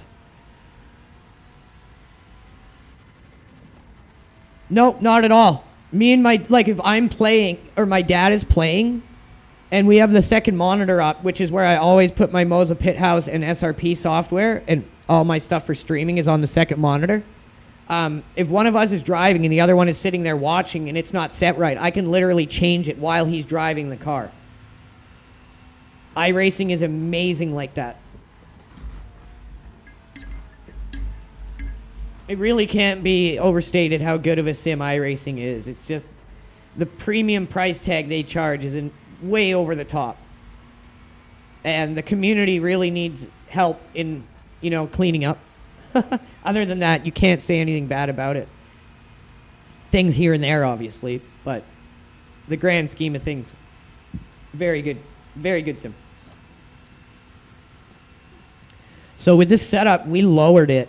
I'm wondering if that is giving us not enough straight line speed here. Oh, that was very close.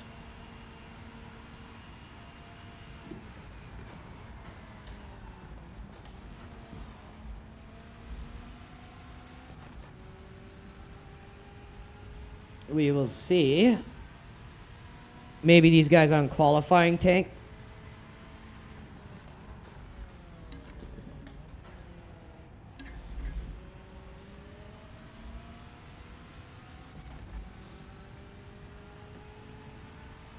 Because we are running a full tank.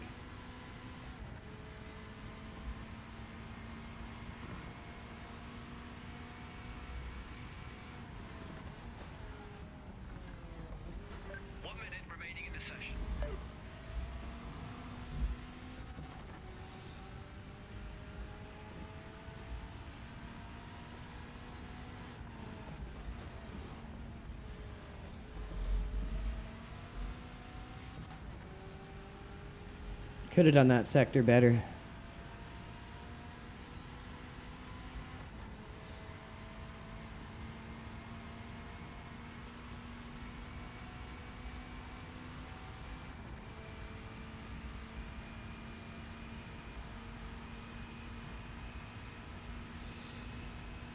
We just crossed over 1,500 views on X. Thank you guys.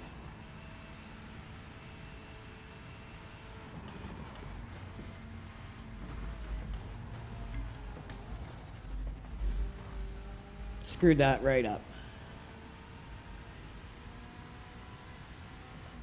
Session over. Check and flag this lap.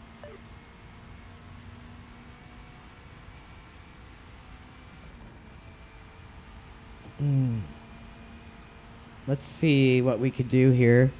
What we could do is load the default setup, see where the ride height is at, and set the ride height back to where it was originally. See if that helps. And we had 11.5 liters left with 3 laps done. So are we too heavy for the race maybe? Let's see. 8 laps. So I think that was definitely too heavy.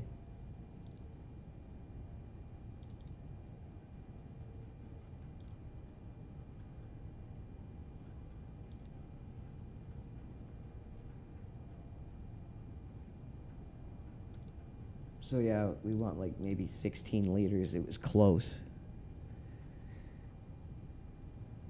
So let's see here.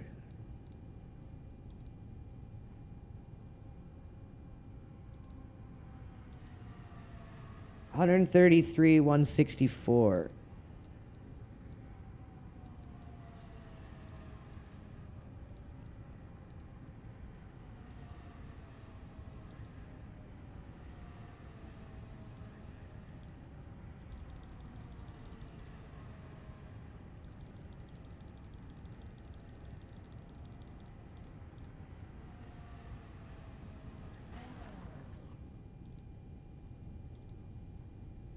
Okay, this is the quali setup.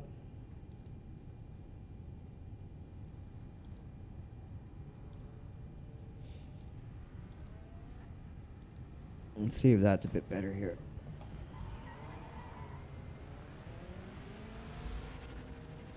Out my way, motherfucker. Clear of pit lane. Please don't hit me, sir. Oh, shit. Oh, shit. That was my bad. Thought I was going to hit the AI. At least the guy behind us kind of slowed down for a change.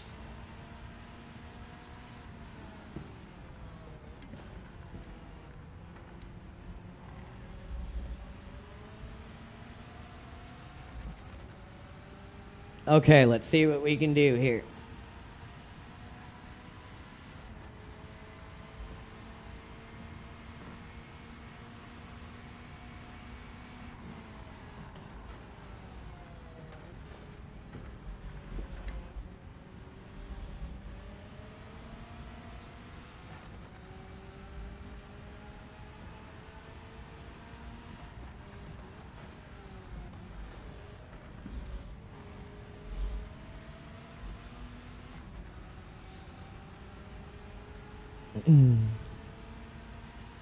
You're just tuning in, hit that like and repost, you guys. On our way to 2,000 viewers.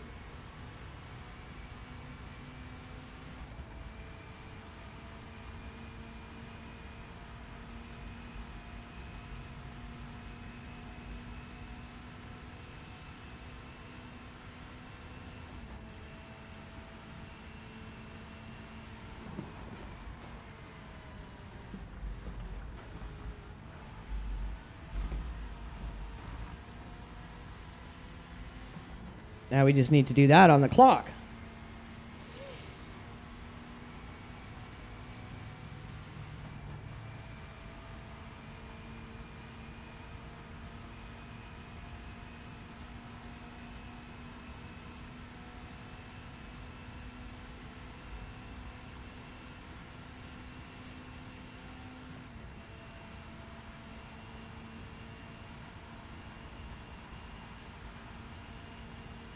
Timing's begun. This lap.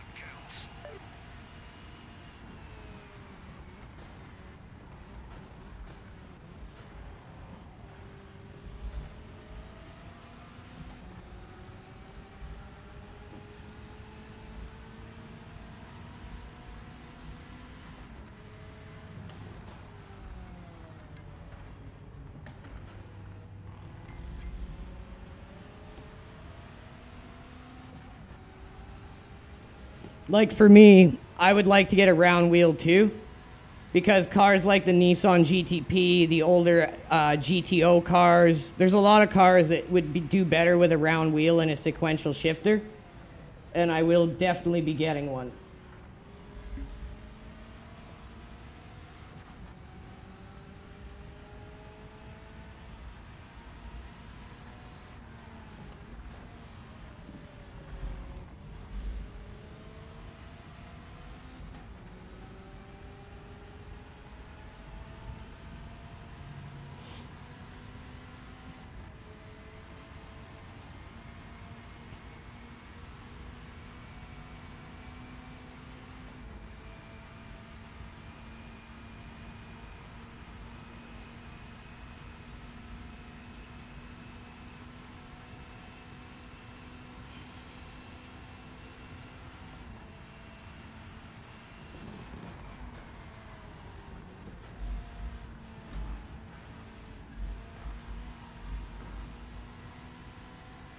Felt like a decent bus stop.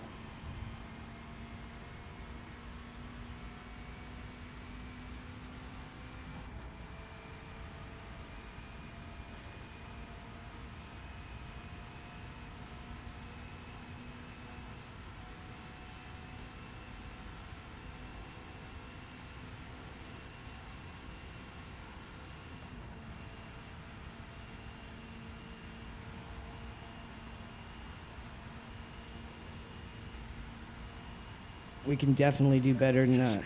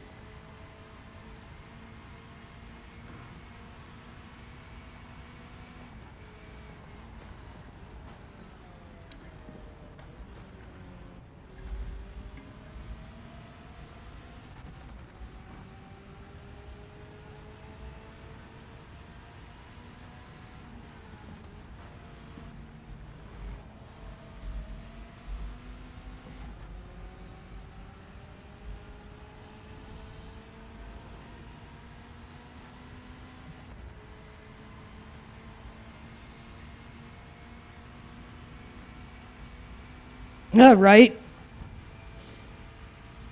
It's exciting, man. It's awesome. I want to get the FSR wheel for myself. The Moza FSR looks so juicy.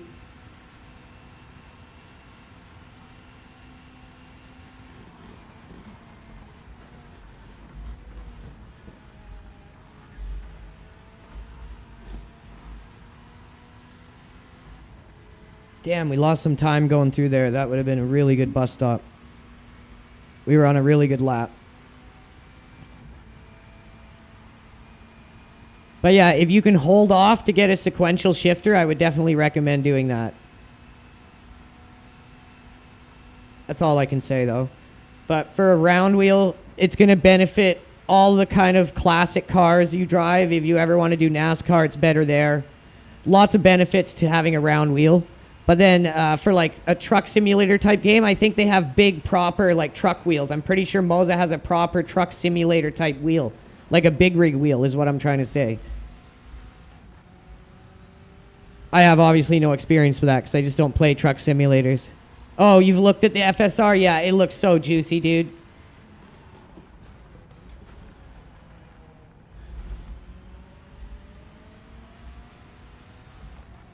It's one thing I really want to get because in iRacing I want that dash because I don't play with the wheel off. I have the wheel. I play with the wheel off, not on, is what I'm trying to say. Because I don't. It confuses me when I'm looking at my wheel and then seeing another wheel on screen. So a lot of the cars that have the built-in display into the wheel, I don't see. You just have that little iRacing HUD thing with the wheel and the kilometers and gears that you're in. So I really want to get the FSR for that reason, above and beyond anything else, because it'll really help me with my shifting points. and help me access some more time in certain cars, especially the prototypes and hypercars, where you really need to have that information.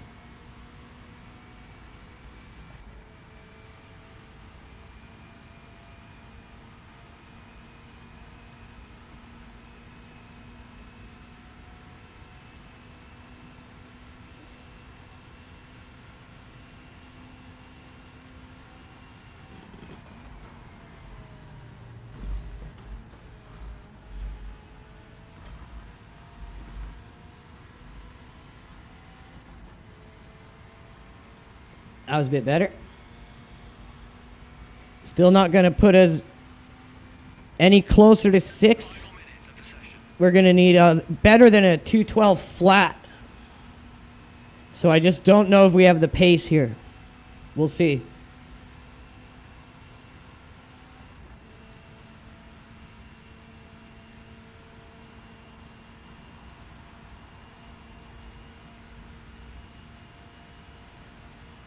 Oh, we got bumped down to 8th even.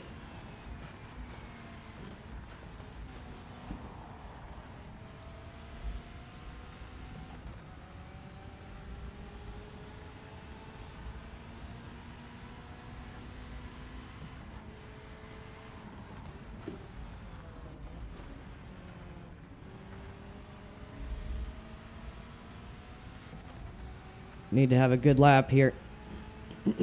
It's the last lap. We gotta give it all we got. Check your flag out. Session is done.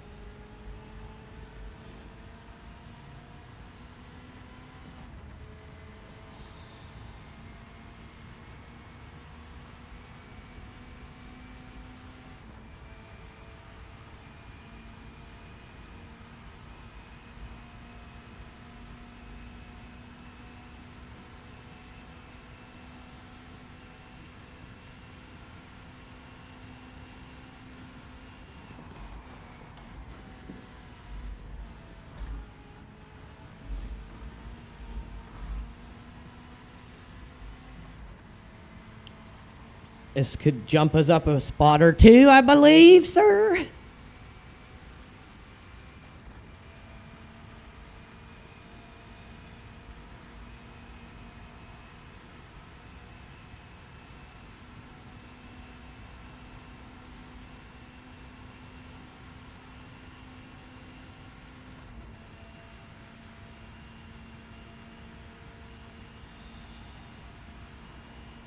One spot. Okay.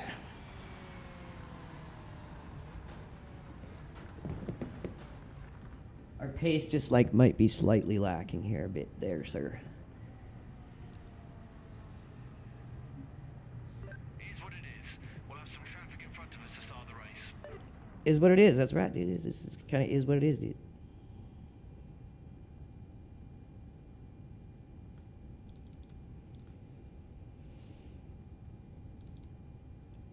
$14 maybe.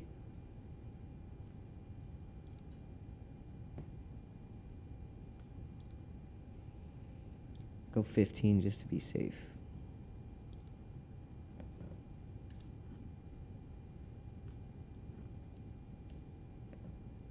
The hell?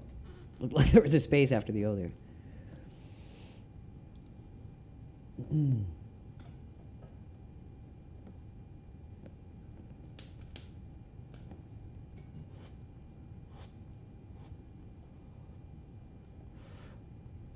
Okay, let's try to not take any damage here. Which, I don't know if we can do, but we're gonna try, per se. Oh, wait, wait. Yeah, I don't just fucking quarter panel us again, but, you know, is what it is. Oh, Ensign Keller! You killed Ensign Keller! We had a good start. Remember to keep the nose clean into turn 1. Fuck all these motherfuckers, I'm going for it.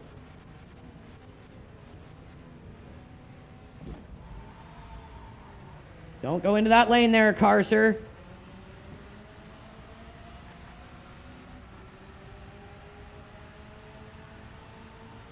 Is this going to be like T1 rookie lobby shit here?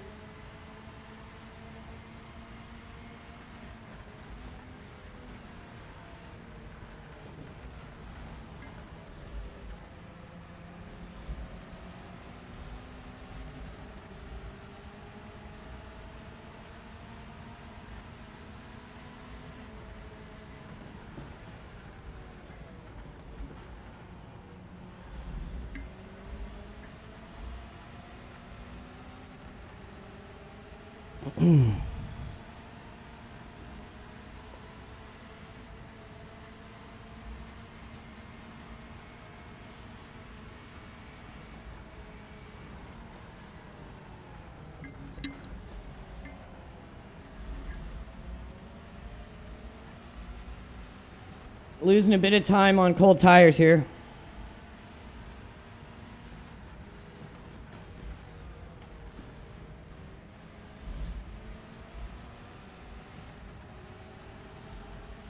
See if we can catch in on them in the next 7 laps here.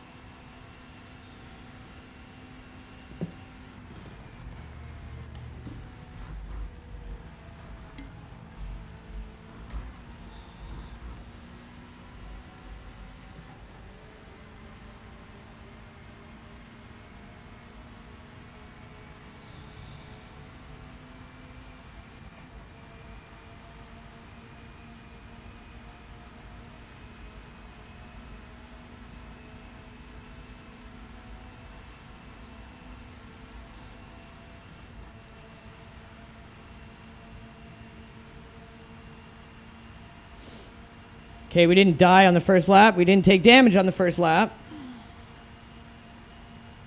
I don't know if we have pace here to hang with these guys or catch these guys, but we'll do our best. But any track like this where we're not up to pace, our goal is to just not take any kind of heavy damage so we can get out with our base purse since we're just rolling billboard right now.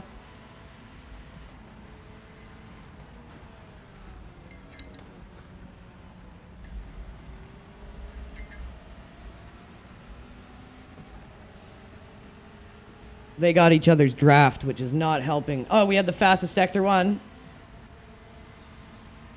Your boy figuring it out here.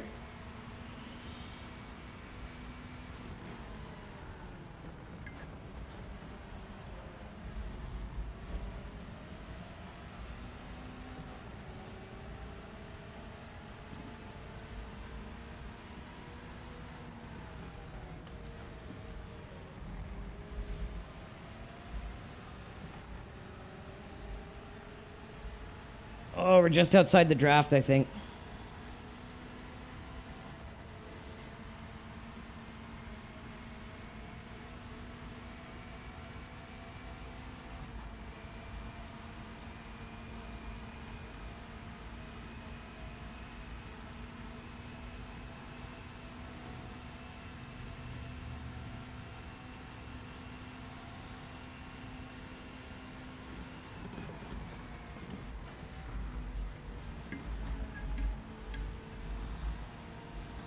I think we had a better, way better bus stop than them there. Than them there dudes there. Coming for you, boys, my little Miata. Me MX-5 Miata. Zoom, zoom, zoom. Bitches, fucking zoom, zoom. Oh, shit. Oh, shit.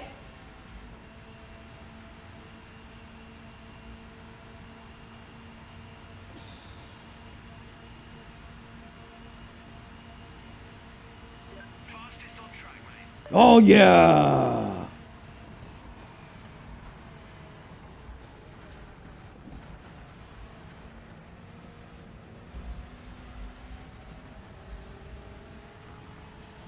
Oh, shit. This guy's gonna sweet chin dick music me. No, please, penis music, no.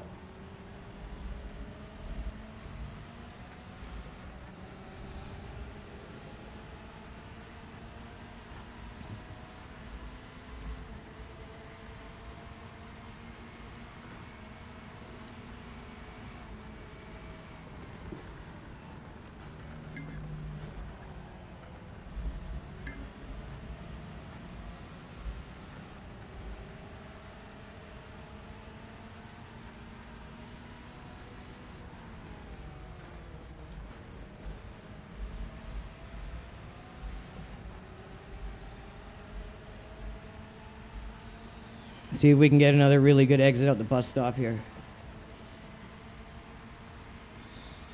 5 laps. Feel like we're carrying too much fuel still.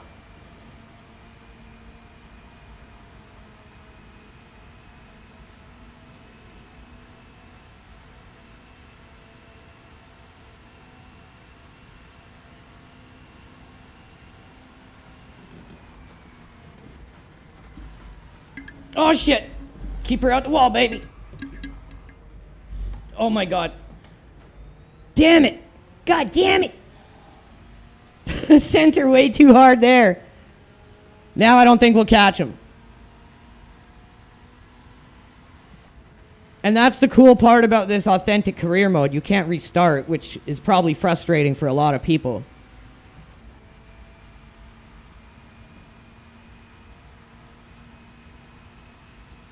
Five laps? Yeah, I don't know if we're going to get him. We were lucky that we didn't hit the wall at all there or take damage.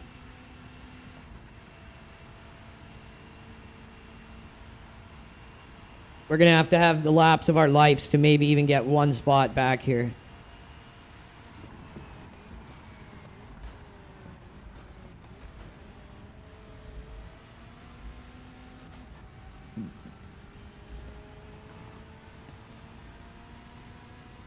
That's true.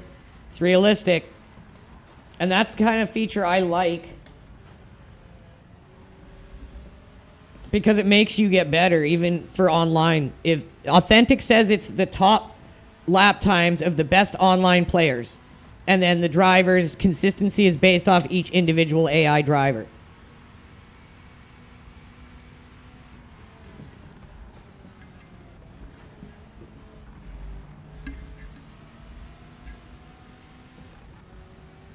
But yeah, you can see, unfortunately, that there is something here. They've just absolutely ruined it with a terrible launch. An absolute terrible quality on day one with simple little things that fix those issues. I'd say the AI is still far from perfect. But it's better. It makes the game playable at least. And if you want and have the time to sit down and do all the force feedback, it's pretty good, but it's nowhere near worth the fucking price they're asking. That's why in no way, shape, or form I want anyone to misconstrue what this is. I am not promoting this for people to buy.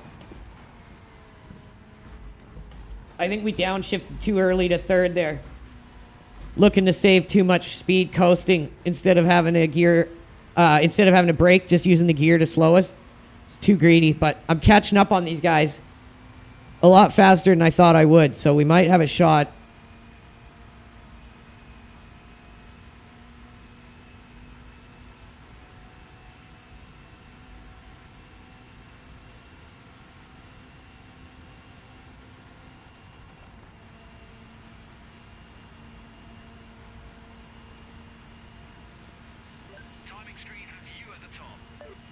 Okay, so we're still running the fastest laps of the race right now.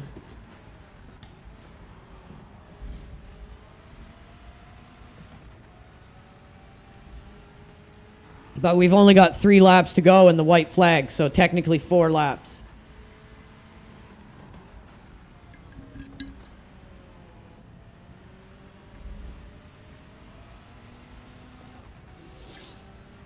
See, I have no idea what happens in the career mode, where it goes, what happens, if there's any kind of cool aspects to it. And I think with how bad the game is, no one's really doing any streams or trying to go through career mode. But I think what they were trying to go for in taking the shortcut of not doing their force feedback profiles themselves I think they want everyone to go through the career mode, use the cars they're going to use online, dial everything into their own liking. But it's just lazy. And you didn't tell anyone that's what it was going to be. If you really wanted it to be that way, then promote it like, oh, it's a blank canvas and you guys get to do it the way you like, and spin it in a way where these idiots are going to be like, oh, that's a good thing. I'll do your work for you. They should have had it honed in to the point where it felt good on any wheel, any track, any car combo.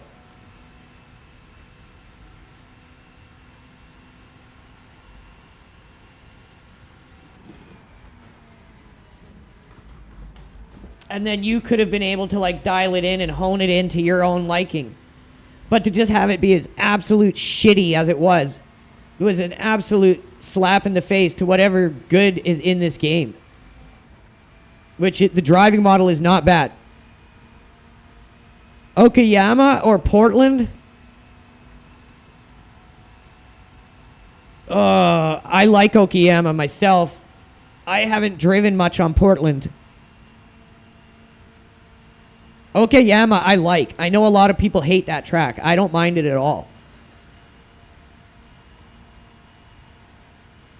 Let's see if we can at least get one position back here.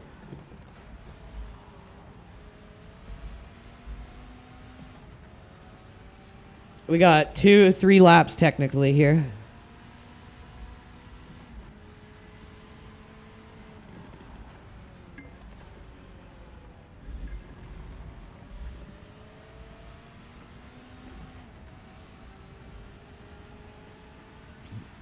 Oh, then Okayama all day.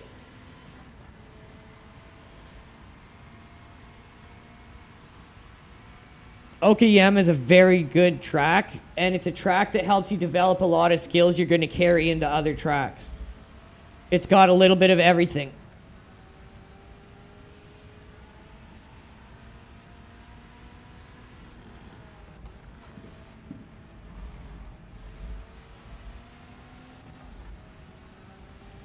Oh, I don't know if we're going to have the mustard to get him.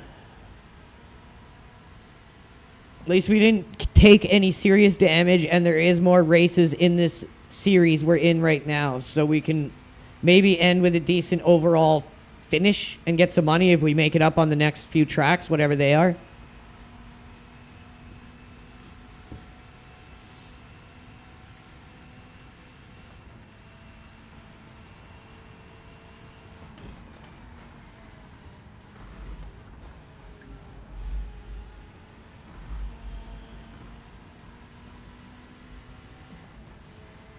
I think he's actually running from me a bit and getting further ahead.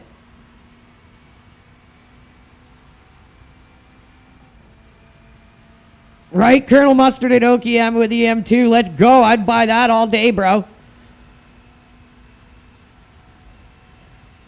You can go pretty deep on the braking zones there, but you got to be ready to fight the car in the wheel.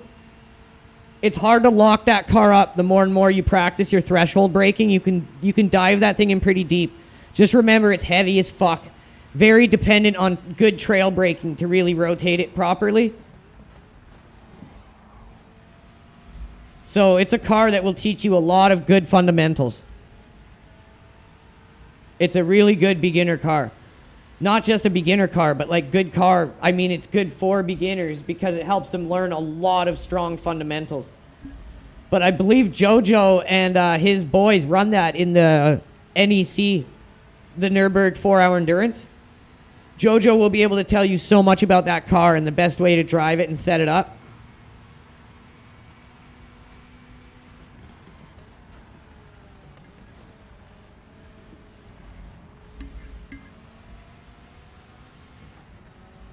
This one and the white flag, I don't think we got it in us, boys.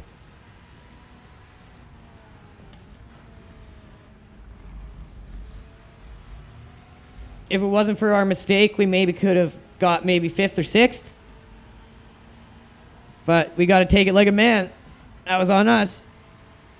Too greedy with trying to not have to brake and just use the gears to slow us, and we weren't at a low enough speed that it just locked up.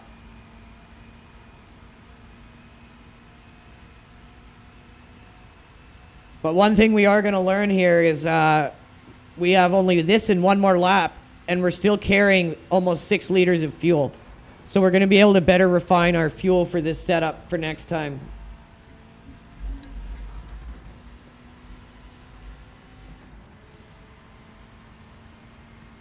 I mean, we might make a run of it on the last lap here.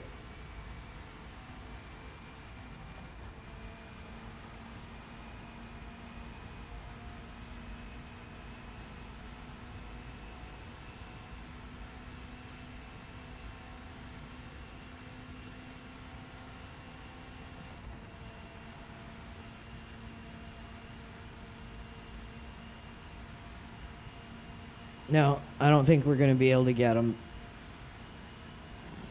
We got a lot quicker here in this car, though, so not all bad things. And we're going to be able to adjust the fuel setup for the next time we come to this track with this car.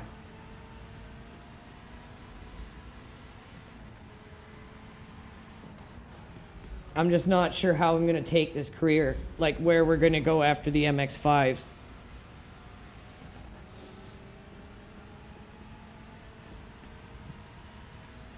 But we'll figure it out together.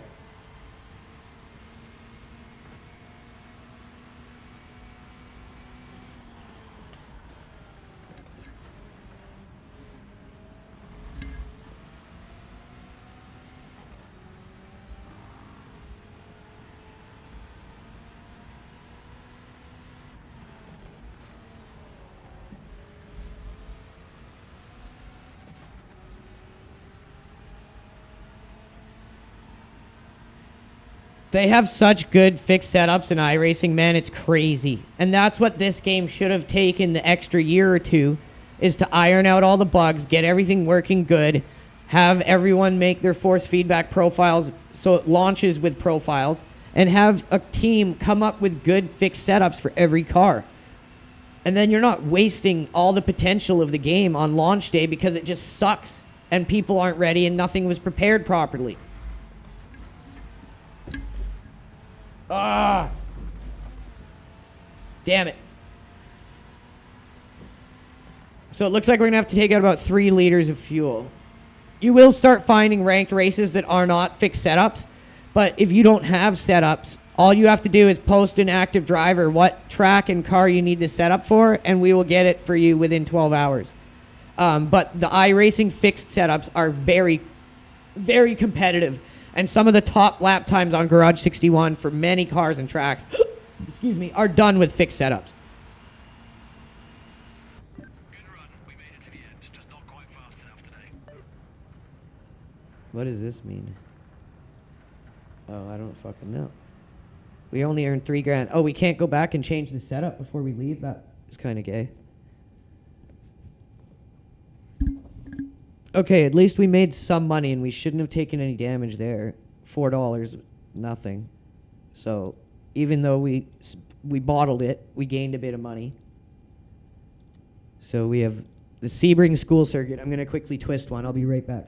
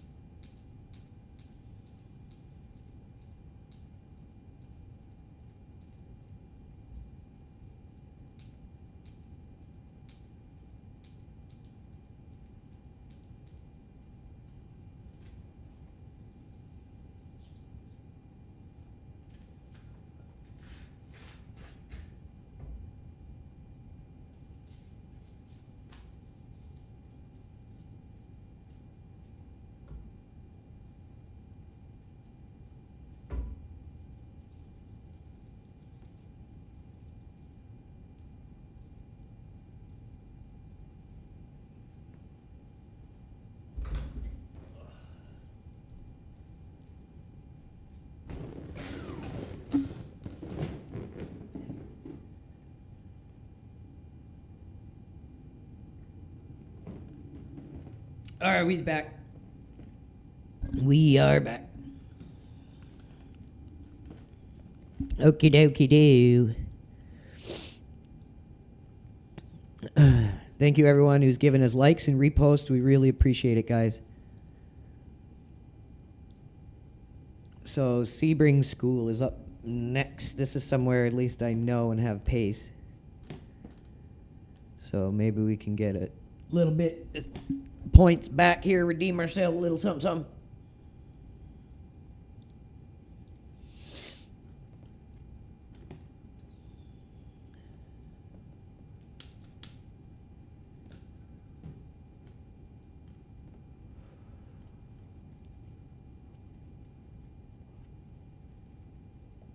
Not a fan of the school circuit of this track. I hate it. But I'm okay here.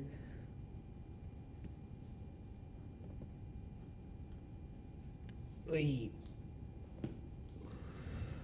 Let's see who we got tuned in here. Oh, it's hard to do this with gloves on. Maybe I should take my glove off.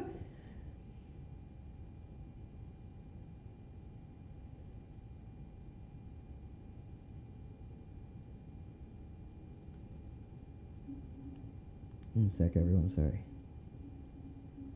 Not a bot. Platano 1887. Dusty Gordon. Geo 222. Thank you guys for tuning in.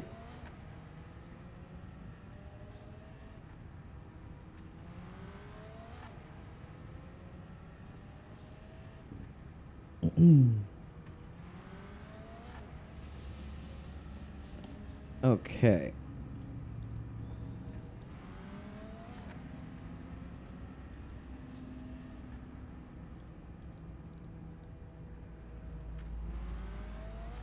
Oh man, this could use some work, that's for sure.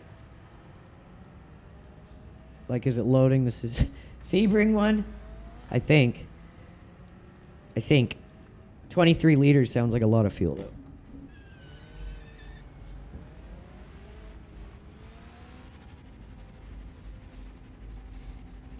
Hammer down now.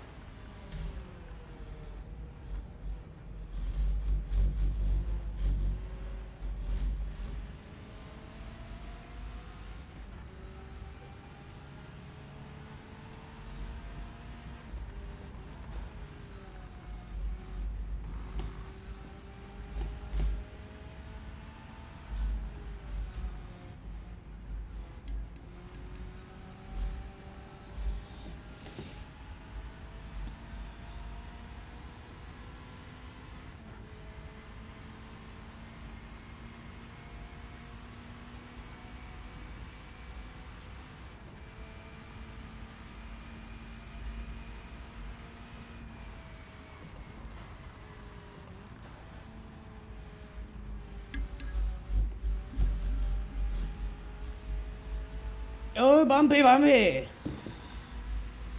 Very bumpy, bumpy.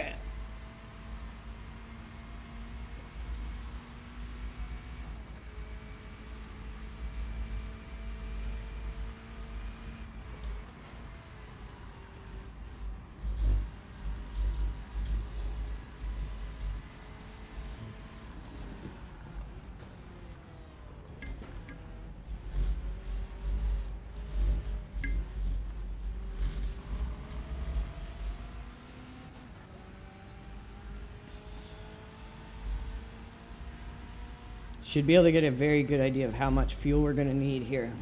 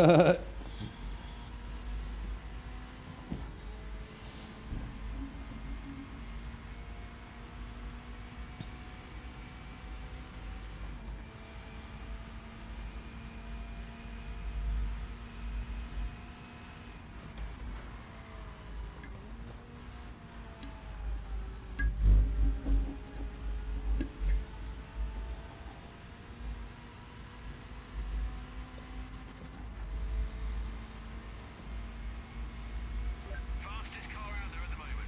That's what's up. 5 minutes remaining in the session.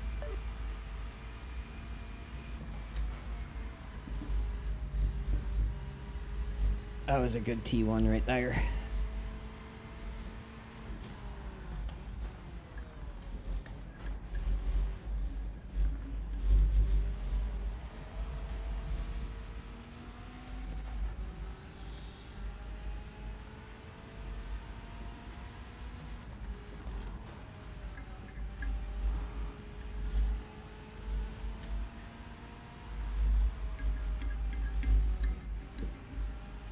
Oh shit.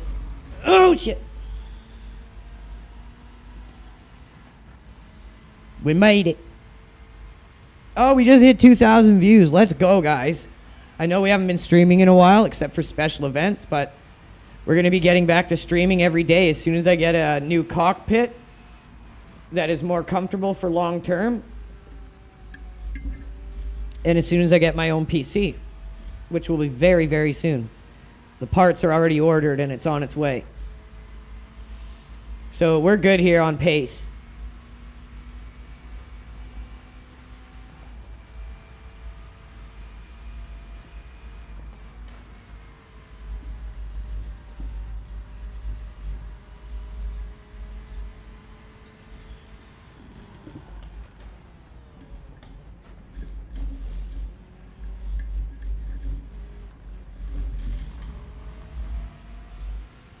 Kind of hoochie mama'd that a bit.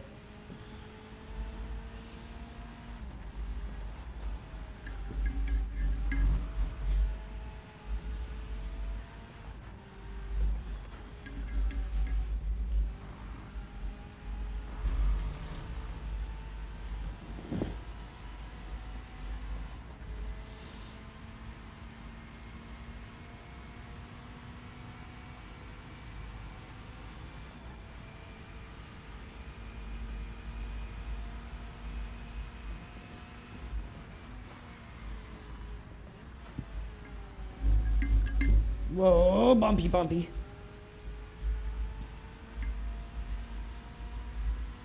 Much better scan of Sebring in terms of the bumps than in Le Mans, that's for sure.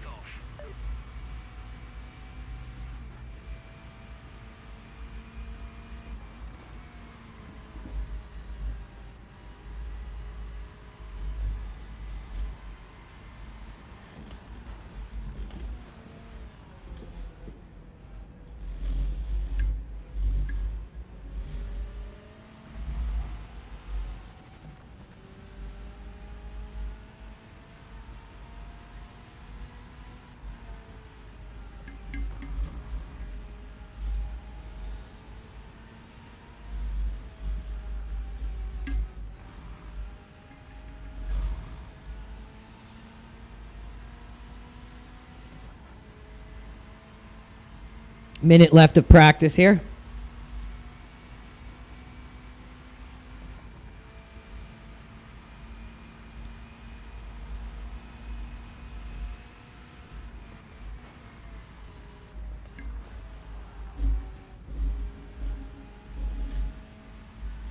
Ooh, almost turfed it there. They really need to fix the marbling. It's just insane how many marbles there are on the track, dude.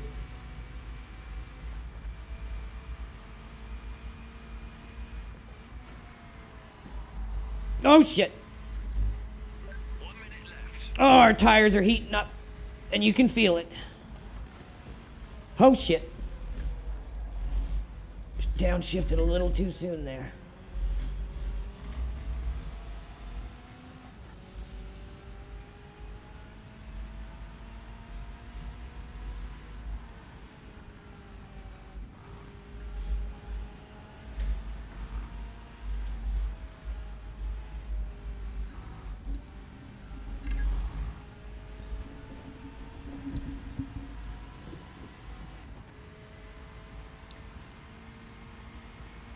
20 seconds. We should get one more practice lap.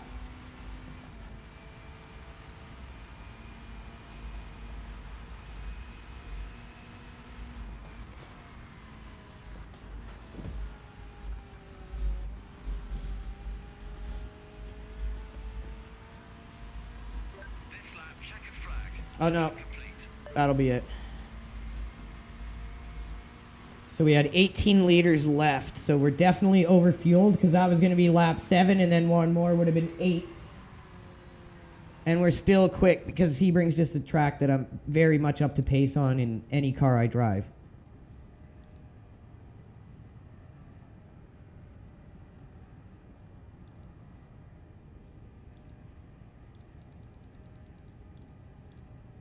Run like 11 just to be safe. I think I got a quali set up here. We can even knock that down now. We know.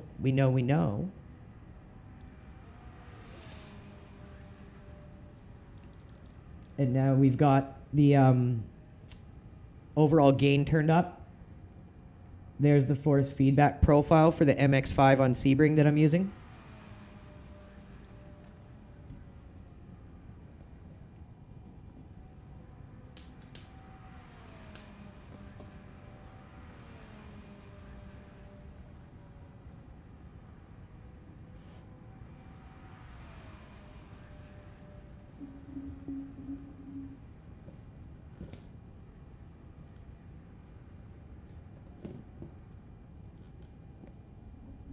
Right.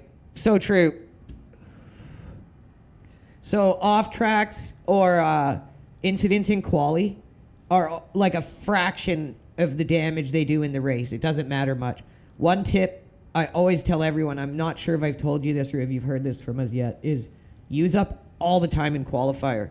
Like after you're done your 2 laps, run the clock out because it's calculating your incidents. Or sorry, it's calculating your safety rating off incident per corner basis. It doesn't stop until the very, very end of qualifier. And then same with the race. After the race, use up all of after the race until it says session has ended, and you see the like remaining time switch to either 15 minutes or 45 minutes, depending on what the next race is. Do that, and you'll go up very quick through the licensing and maintain safety rating much easier. So let's make sure we got our quali set up here.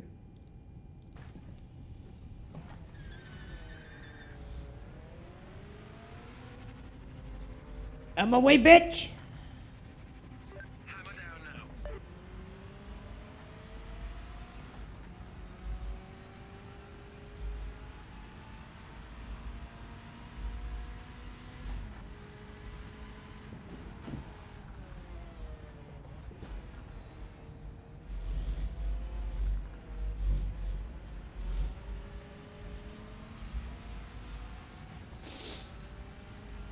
Oh, Trigger's awake. What's up, buddy? What's up, buddy? My special dude. He's like, I'll come watch some racing for a bit here. He's like, that don't look like no iRacing. I tell you, that's something different. What the fuck's going on here? Trigger loves him some oval racing, I tell you what. So we'll do this race, and then we will continue tomorrow. And I will not do any work on this career mode that is not on stream. We will go through it completely together.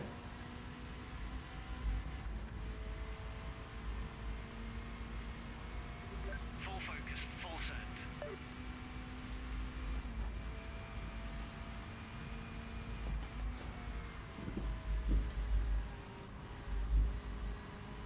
Shout out to the Philster for teaching me this track. Phil taught me this track and Road America. He's a very good coach. Phil is also the one who helped me stop being so passive and afraid of being around traffic or making moves. He's a great coach. He's really helped me unlock the talent that I had.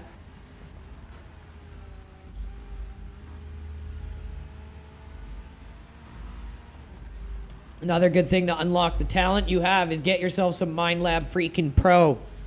It is insane. It works so well for helping your concentration, your focus, your ability to stay in the zone, mental endurance, everything you need for sim racing, or just general mental health wellness. It works so well that there's 100% money back guarantee on it from the company. So you have no worries buying it.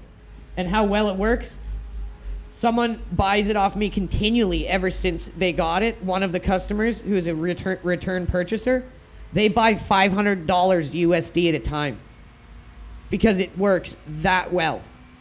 So try it now, MindLab Pro. Use the link that is in the description. If you're on X, go to Phil's X page. It's in the very top of his bio. You just click it and buy yourself some.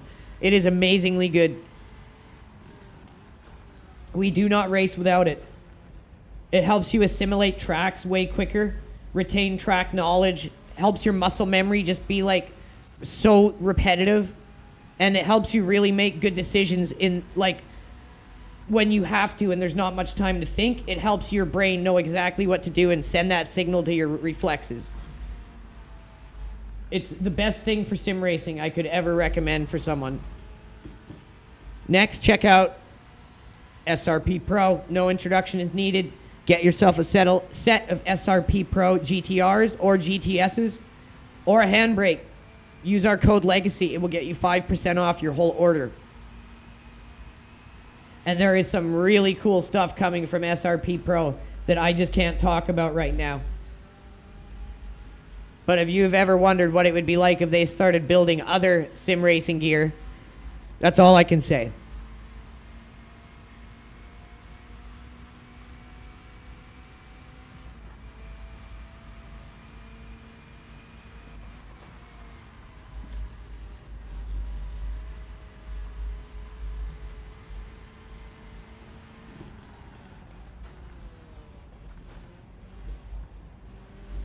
This is the hardest part of the track right here.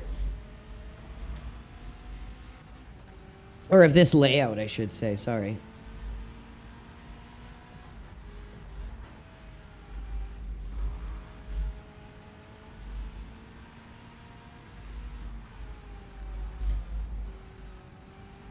Oh, I bottled it out of that corner. Fuck.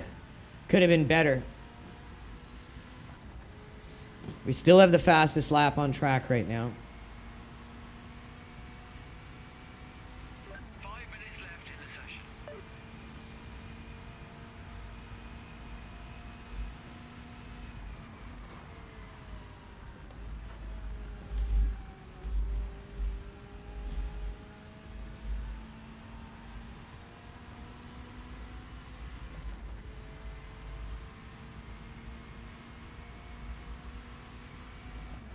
Oh yeah, obviously it doesn't work with the AI, but yeah, as soon as you start racing, dude, use those tips. It'll help you gain licensing quicker, and just keep your safety rating up higher.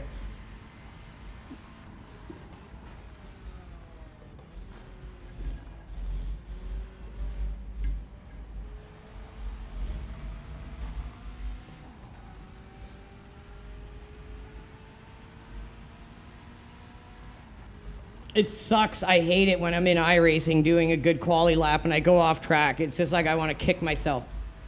The way Phil taught me to do it is the best. What we do is we go for a banker, which means get a good safe lap in, a decent lap in on your first lap. Your second lap, push. This way, you are free to push your second lap, because if you off track your first lap, then you're like, oh, I got to really kind of tippy toe. I don't want to off track my second lap. And you kind of lose that ability to just push without having to really worry. So what we do is we get that safe one in, and then it really frees up that second lap to just give it 110%. You know what I mean?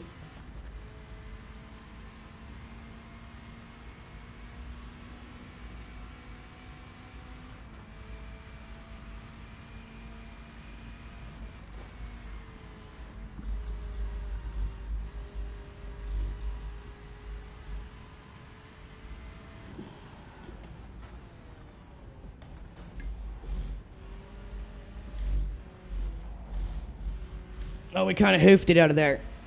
It's okay. We're still way faster than everyone else right now. It's just if we're going to be able to hold P1.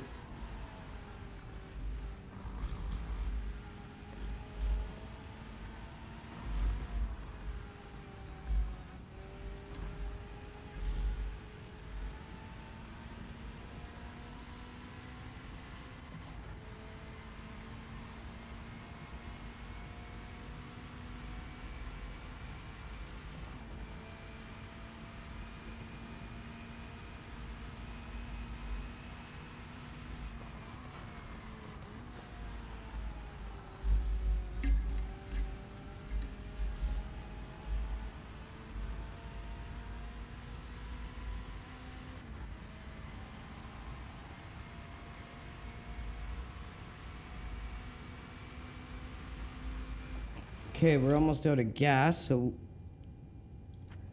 pretty sure we can call that a quali, and we're not going to get unseated, I don't think. That's P1. Yeah. Absolutely fantastic. Okay. Now we got to actually keep it, though. That's the hard part.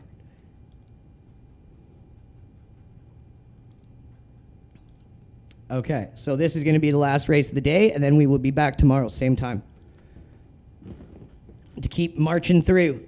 And as we do, we'll keep making force feedback profiles together.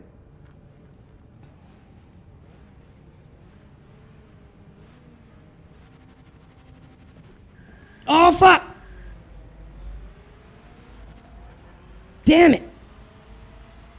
Now we're going to have to really skunk these guys.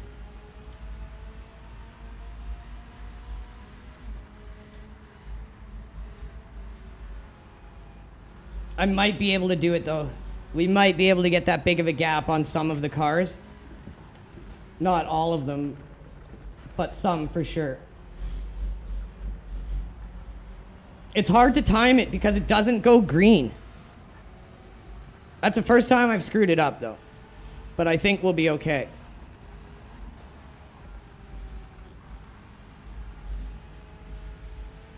Total rookie mistake, man. But I think we're fast enough here that we should be able to put a fairly sizable gap between us and a lot of these cars. We might not get first, but that's on me.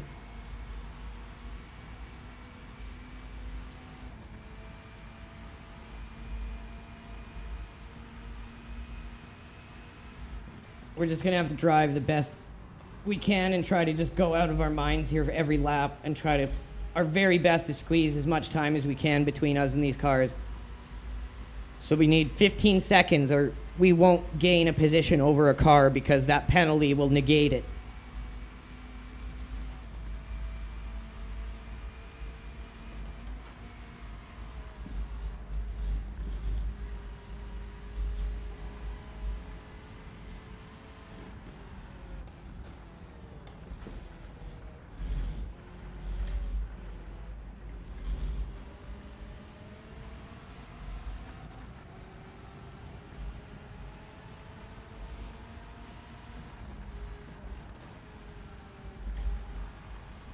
Luckily, we are just a rolling billboard.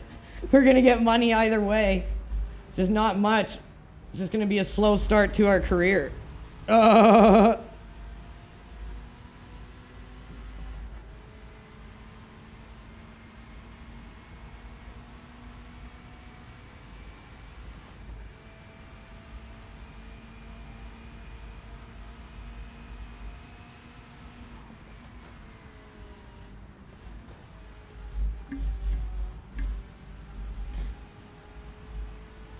Fuck, I don't even know if we're gonna be able to.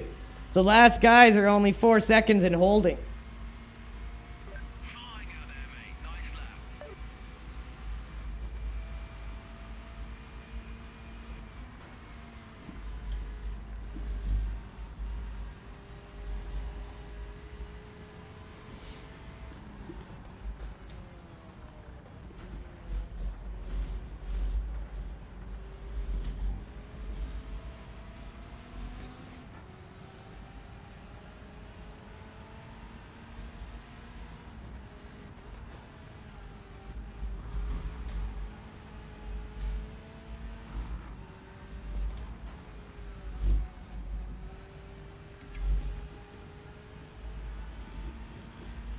This is going to be harder than I thought. I thought maybe I'd be fast enough here that we could gap at least the back two, maybe.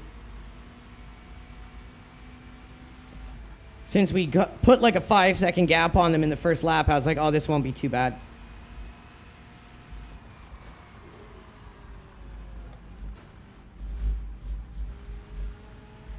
But it looks like I might be wrong.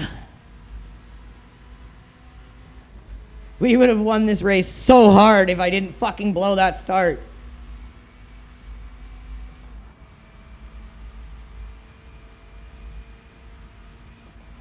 It's okay, let's just come out of here with no damage, and the next time we come back to Sebring, we're gonna show these fools what's up.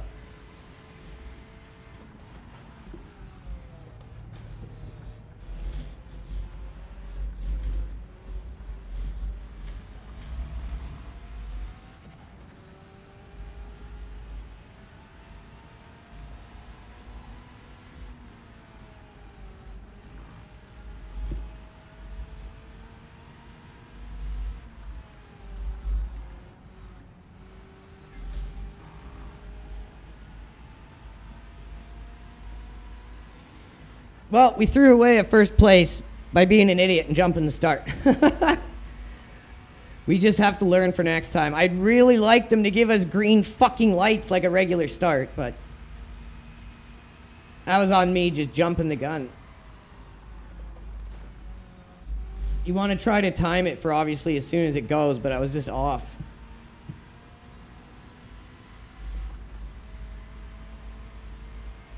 Four laps, yeah, I just don't think we're going to get a big enough gap.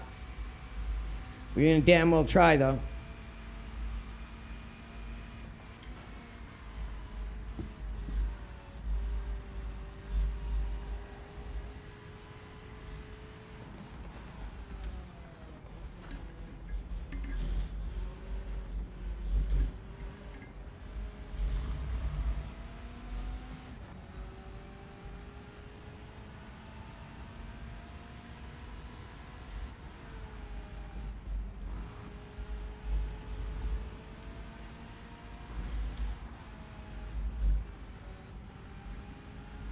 Oh shit. Oh shit. Oh no. Not good. Oh, that's why. Look at our front tire, man. I've been pushing way too hard to try to get that gap and not even looking at our tire temps.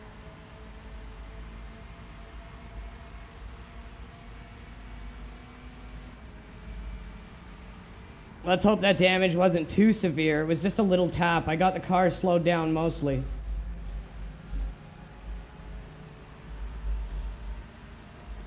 But this is the position we were going to get anyways.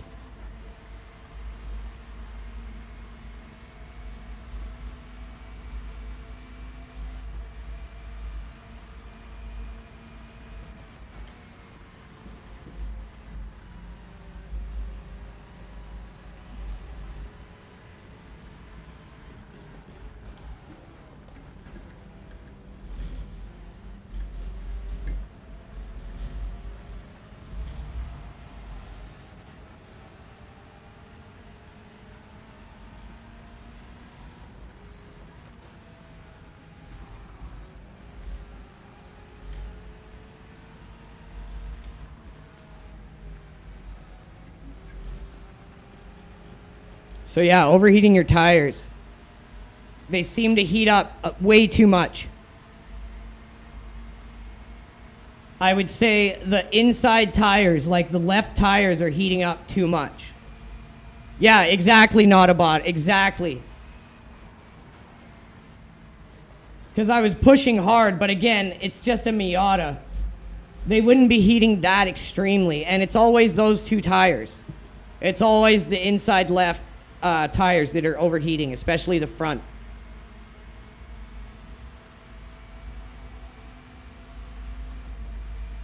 But yeah, I don't know if you guys can see this force feedback, but it's crazy through here. How detailed it is once you get it ready. This should have just been done for everyone.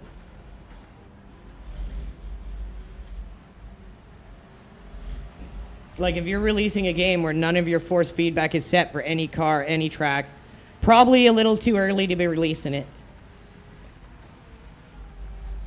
Like you could still have the extreme customization aspect of it, but just get it to a point where it's 95% good for every track and car, and then have people be like able to tweak it beyond that.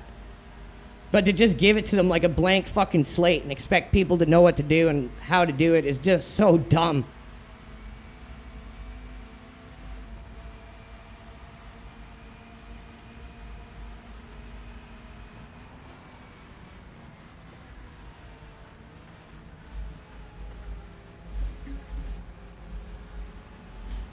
But yeah, I'm trying not to hold it very tight. Watch, like, it's like very active through here because it's very bumpy through here. It's not at all muted. Like, you just have to dial in the frequency for the track.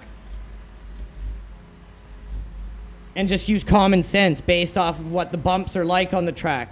Are they more long and drawn out like a wave? Are they really close together? Like a washing board, and then just up the frequency or lower the frequency based on what the track is like.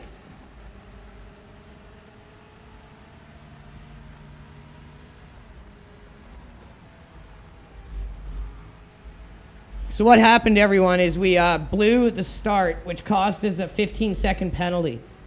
And then we overheated the tires, blew it on this corner, and ended up in last place, which is where we're going to be anyways with the penalty.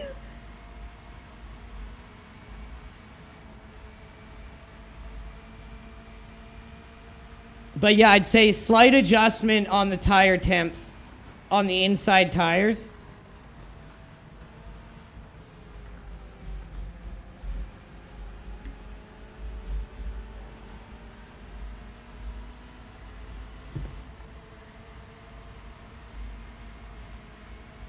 Damn it. I told you, there's some fast guys in this series. No, they won that fast, bro. Don't fucking say that shit to me, dude. They won that fast. Those guys wasn't that fast. I blew the start. That was on me, dude. They wasn't that fast. Trigger's looking at me in disgust right now. We got our little bitty purse. Okay, let's see what type of damage we put on that thing. It doesn't look like we hit too hard. Let's hope it was this wee little love tap or something. Okay, not bad. So we still came out of there with money. The reason why we're still gaining is because, how do we show this? Because we have our set to rolling billboard. So we're paid a flat amount per race. It's based on the prestige of the car we're racing. And that's really about it. So that's why I just started with that. And for anyone who's wondering, you can see right there, we're on 100% authenticity. So up next, tomorrow we have Lexington. And then after Lexington, I think is, I don't know if this is the school Sebring. No, this is Johnson Club Circuit. I don't know what the fuck that is. So the one we did was the school. This one is the Johnson Club. I guess a Wiener Club. Like this is for people who are in the Wiener Club. So we got to go race with people in Wiener Club. But before we do that tomorrow, I will leave it on this. So this is our, let's call this global force feedback. So this is our global force feedback. So this steering wheel is just your wheel position. That's all this is. So right now we're running our global force feedback, 58. Low force is at 100. I would lower this because we're still getting quite the jolt in the wheel with the brake force boost. So we're going to go down to 10. Smoothing is on 0. Haptic, I don't like the vibrations that this gives. It's more like a controller thing in my opinion. And then with that is then how I'm dialing in around this with each car. So if you mimic this with a Moza R9 or Moza R12 and then copy our per car force feedback, you should be pretty close. If you're on an R12, you might just need to knock down the global gain. But yeah.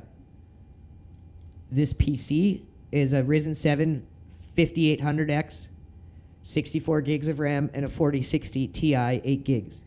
And this is the graphics settings we are running.